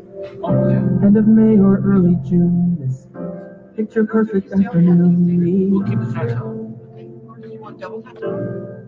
Wow. Drive the winding country road. Grab a scoop at Alamos, and then we're there. An open field that's framed with trees. We pick a spot and shoot the breeze like buddies do. Quoting songs by our favorite bands, telling jokes no one understands except us two. And we talk and take in the view. Leave on potato. All we see is sky for forever. And let the world pass by for forever. Feels like we could go on for forever this way. Two friends on a perfect day.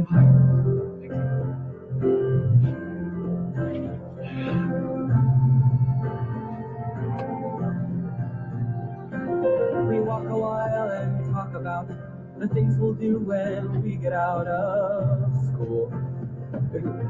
Like the Appalachian Trail, or write a book, or learn to sail. Wouldn't that be cool? There's nothing that we can't discuss, like girls we wish would notice us, but never do. He looks around and says to me, there's nowhere else I'd rather be, and I say, me too. And we talk and take in the view. Thanks for the memories. Just talk and take in the view. All we see is sky for forever. We let the world pass by for forever. Feels like we could go on for forever this way.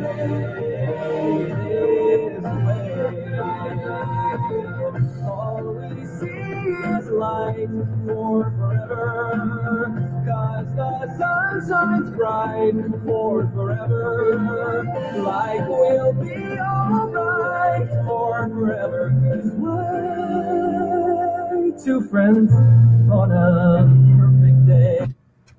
Well, it's kind of a perfect day here. And what's funny is, it doesn't seem like forever. We've been here more than 3 hours. And yet, usually on Saturday morning, I'm here for like 4 or 5 hours. So this feels short to me. You're not even coughing. Yeah. You're not Yeah, coughing. I get Like you're good. Yeah. Probably because it isn't early morning. Yeah, maybe you also need to wear the suit jacket. Maybe this controls my throat muscles. Maybe it does constrict something. It works well. Well, yeah, there you go. And I feel bespoke.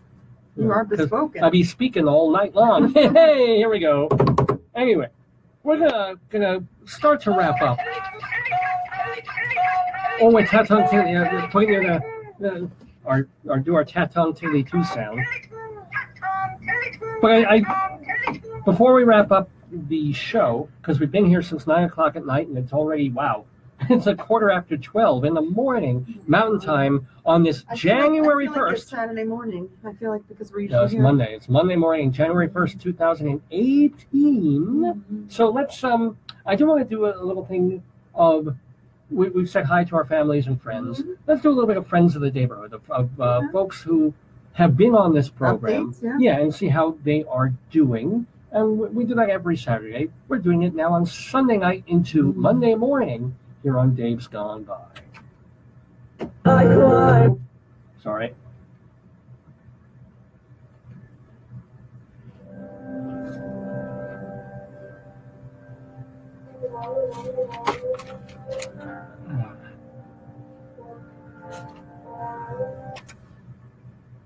So let's see. By the way, Avi Hoffman, who had signed on earlier in the program, and is not probably not on any. Maybe he is. But we're gonna wish him. Yeah, we're gonna wish him a very happy. I can't hear it. Well, because I'm talking over it.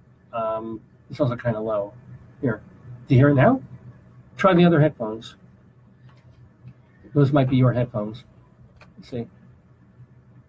Is it in there? What about now? Then it's the other headphones. Try the other headphones again. Put your headphones on. You hear it now? Well, I don't know what to tell you. It's playing. Anyway, Avi Hoffman is doing his show Too Jewish at the PGA Art Center in Palm Beach Gardens, Florida. That is happening from now through January 21st, 2018. So you're going to want to go see him do that. And then this Thursday at Joe's Pub in Manhattan, 425 Lafayette Street, catch Jill Sobule, our friend of the neighborhood, doing a concert there at Joe's Pub on January 4th. I want to remind you that our friend of the neighborhood, actress Linda Lavin, is in the new CBS sitcom 9JKL. You can see that on CBS, and she co-stars with Elliot Gould. And then we've got a bunch of people who have done Broadway shows, big hit Broadway shows, as a matter of fact. For example, our friend Alan Menken, he co-wrote Aladdin. That's at the New Amsterdam Theater. I want to remind you that the Band's Visit, we talked about that before. David Yazbek did the score for that one. It's at the Barrymore Theater. Beautiful, the Carole King musical at the Stephen Sondheim Theater has a book by Douglas McGrath. A Bronx Tale is by 3 of our friends of the neighborhood, Chaz Palminteri, Alan Menken, and Glenn Slater. That's playing at the Longacre Theater. And then wonderful show Come From Away at the Schoenfeld Theater features a book and score by our friends Irene Sankoff and David Hine.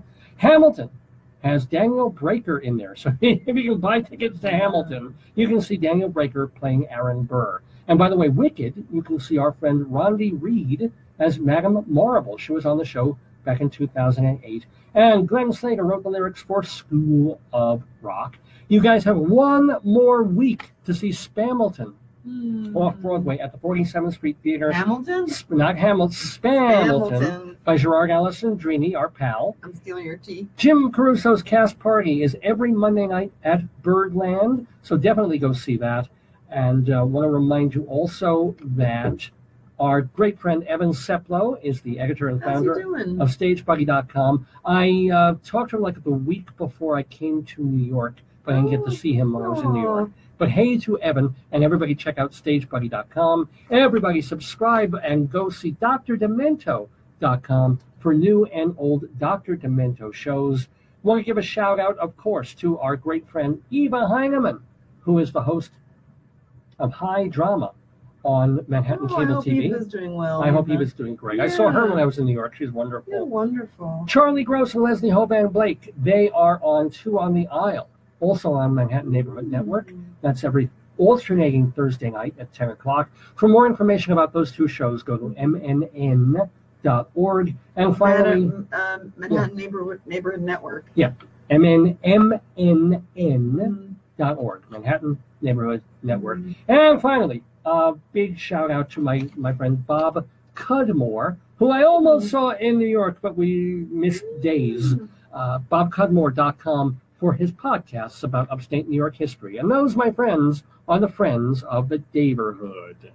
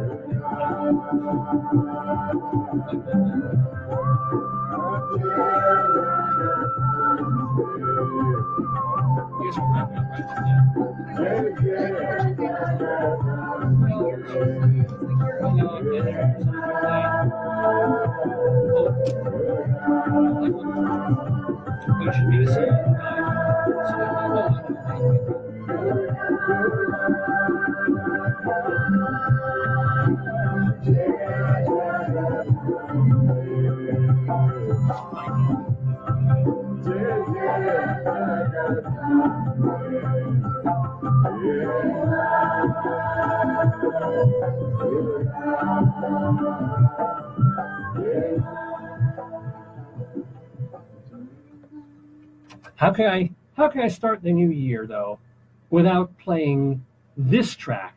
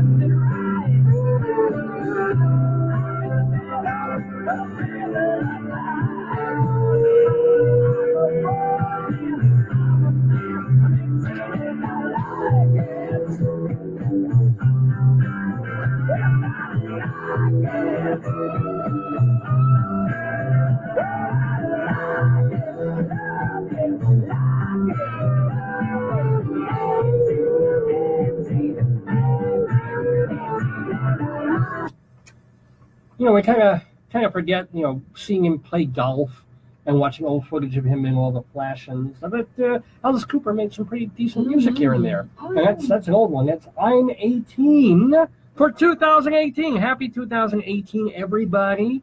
Had a wonderful, this is probably my favorite New Year's show. Because you're all dressed up. I'm all dressed up. We got the lights. We busted the budget on this show. We got lights. We had Snakey. We had potatoes. We had our Dave's Gone By sign over there. I have my coffee.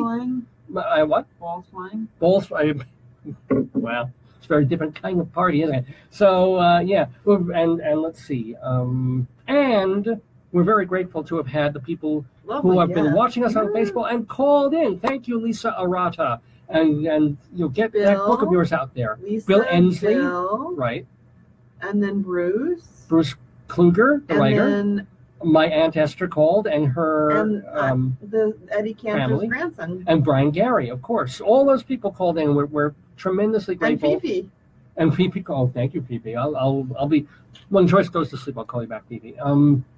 And who else? And I was happy to talk to my folks as well, and give a big shout out to your folks. I wish I could get them on the air. I talked to Mommy, but you weren't there. Well, you could call me up and say, "Hey, come talk to Mom." Wish her a Happy New Year. She'll wish you a Happy New Year and Tyrolean. But Happy New Year to all of our mutual families and friends. A shout out to Nihal and G and Diditi and Natalie. Oh, you got a text message from our friend I wrote Natalie. back my friend. My deep theoretical friend who I need dearly. And speaking of Colorado, our friend Mike, who gets us all massaged up once a month. And, right. Huge thanks for that. Keeps us from falling apart. And to your GAs and to the students that I liked, my favorite students, and the students I'm going to have in a week or so. And who else? To the God of knowledge, right? We're academia. Right. I kneel before the priestess of stupidity. We're more than the God of knowledge. And other gotta do some thank yous as well. Thank you very much to my darling and adorable and wonderful. Do you want to go on camera for 1 second? I bet you, Pam, your #1 fan, and the guy from the UK are probably on too. Oh, well, Pam would have called. She might be at a party. Yeah. And Bob in the UK, I guess he'll probably listen at another time. UK Bob, Yeah, because he's probably just waking up right about now. Mm-hmm. This would be, let's see, 3, 4, 5, probably about 7 a.m. in London, I guess. So a shout out to Bob, a shout out, hey, #1 fan Pam, where the hell were you? Probably having a New Year's party. Probably. Anyway, I hope you're enjoying it. Shout out to Mary, of course. Thank you. A really, really huge thank you, by the way, to friends of this radio station, Matthew and Colin, who came in here yesterday to really poke around, to look at some stuff that needs to be changed, improved. They tinkered with a couple of things. They actually made our stream sound better. They picked up the volume it was very low on our stream, so it's better now, thanks to them. They're going to figure out how to get a stereo thing out of one of our feeds that we haven't had in months, which would be wonderful. So thank you again to Matthew and Colin here at UNC. Techno gods. Yeah. Big shout out, of course, also to Sam, one of the guys who made this station great, for a while. And he's in the Air Force, so a very, very safe year to you, Sam. And hope to see you when you're back Greeley side. Any other thank yous and shout outs and hellos to before we head out of here and call it a year? No, I'm thankful for everything. Yeah. Very, very thankful. Oh, that's the song I did want to play before I play our last song, since it's totally appropriate. I guess I'll send this one out to my darling and adorable wife. One more song, and then we'll play a last song to leave on. But how can we not play this?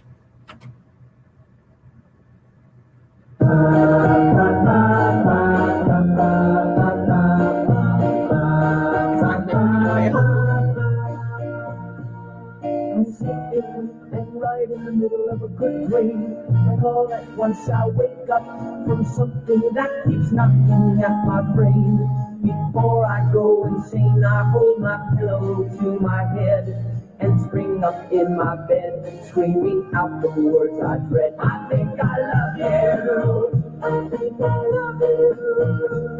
This morning I woke up with this feeling I didn't know how to deal with, and so I just decided to myself I'd hide it to myself and never talk about it, and did not go and shout it when you walked into the room. I think I love you.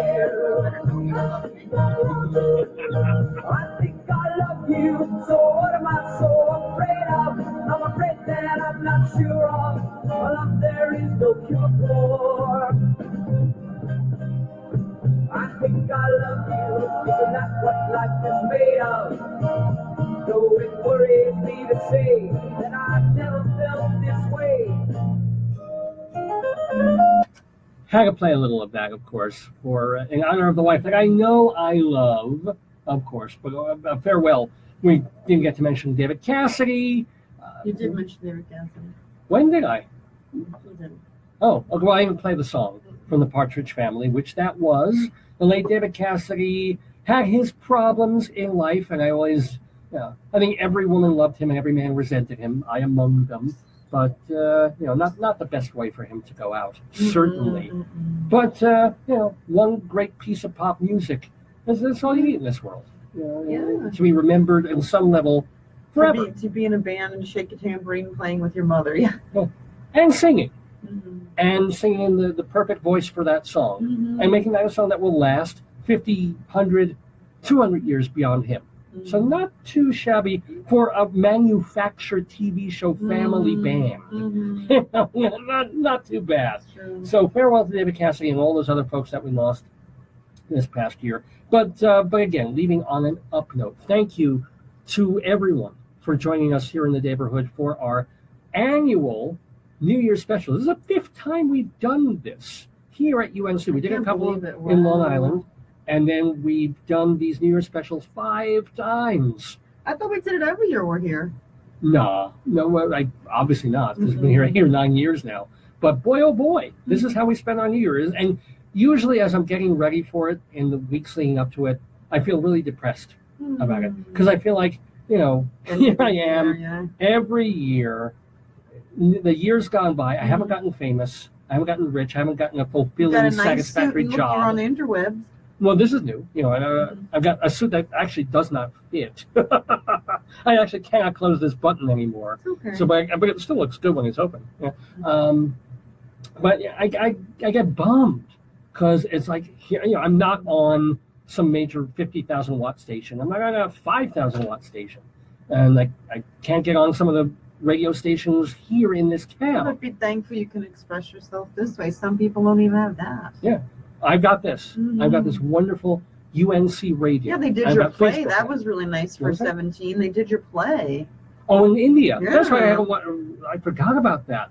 That was this year. My one-act play, Blind Date, was done in Chennai, India. And Gabriello actually, he tuned in for a while here, too. That's why you should play more stuff, more chanting for him. What, you want to hear Madrigal again? No. I already played Madrigal. So, but anyway. So I am grateful, even though, you did your play. Like Letterman, I'm a miserable son of a bitch. You did your play, and you won a script award for writing it. Well, no, that was the script award was 2-3 years ago already. Believe it or not. Oh my God! It felt like it was last year. I'm telling you, time goes. I got to teach 5 courses at UNC for the first time, 5 in the same semester, which was a lot of work, but I made it. I made it through, which was all right.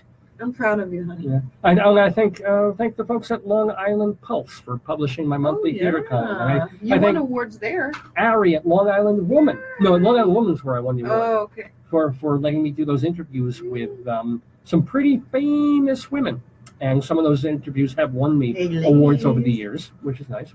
Hey, ladies.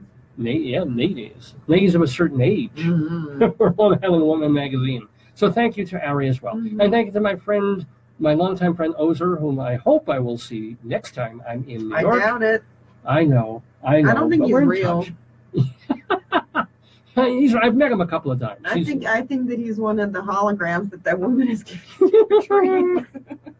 Oh, Lord. We gotta go. Yeah, we're I'm just thanking people, and I'm thanking all the folks who are watching here on Facebook and for sticking with us for however long you've been with us for this. I hope that you all have a really positive and wonderful 2018. Just one more reminder. If you want to drop me a line, the email is davesgoneby@aol.com. If you want to watch this program again or share it with people, hopefully Facebook will save it. You can see it here. Or if you want to hear it in good audio quality, the way it's supposed to be heard, it is a radio show. Go to my website sometime tomorrow, well, technically today, but give me some hours to sleep, and then we'll post the audio of the show with all our other programs at davesgoneby.com, davesgoneby.com. And for gosh sakes, with all these new people now watching us on Facebook every Saturday morning, tell your friends, tell people who don't know about us, hey, we're here, we're on the radio, we're on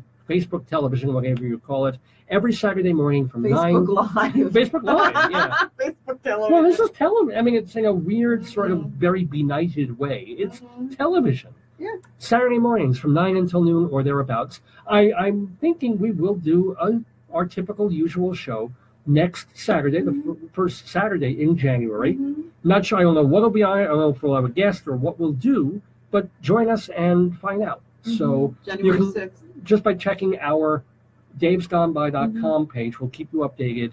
And we'll also, of course, update our Facebook page. But January 6th, this coming Saturday, I expect to be here. 9 in the morning till noon in the afternoon or thereabouts. Noon-ish. The ish being the technical part. So as Joyce recommended, she's like, oh, why don't you play your favorite song as you tend to do when you do these shows? So that's what I'm going to do. She's right. I'm going to play the live version of my favorite song because it's the most hopeful and upbeat and inspiring, powerful. Whereas the other one is deep and kind of dark and depressing for me and beautiful.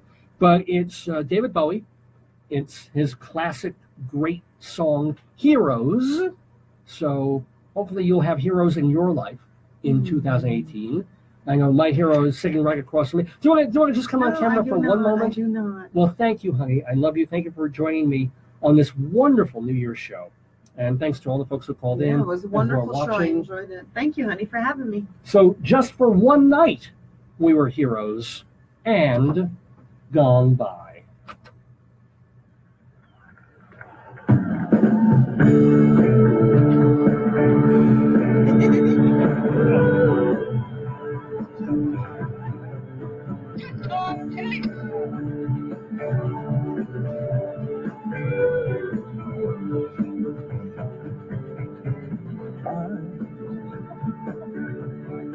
I would be king,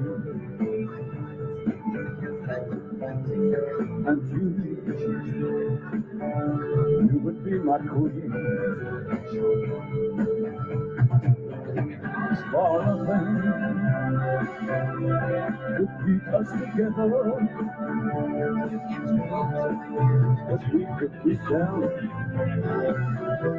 forever and ever. We could be heroes just for one day.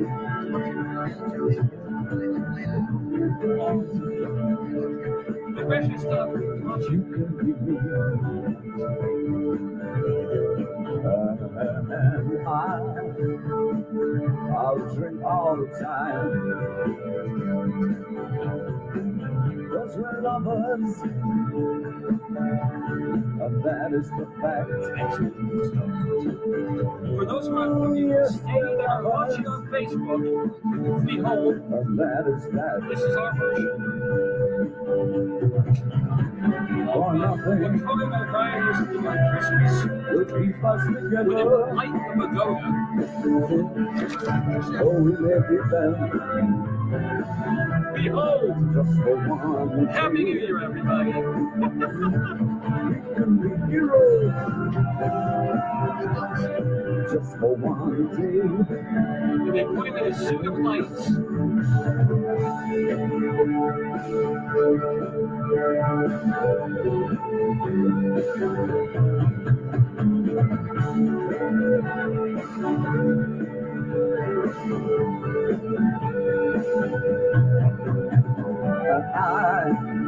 Well, I wish I could swim like the dolphins. And this is where I get second-degree burns. Like the dolphins can swim. Oh, nothing will drive them away. Oh, we could be them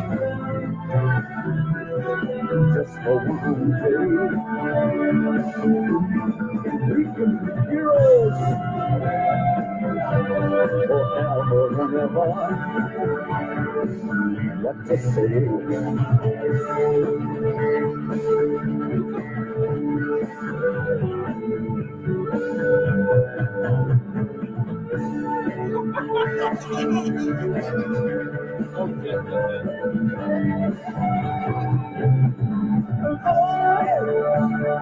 I would be king,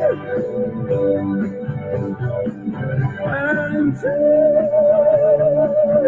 would be my queen.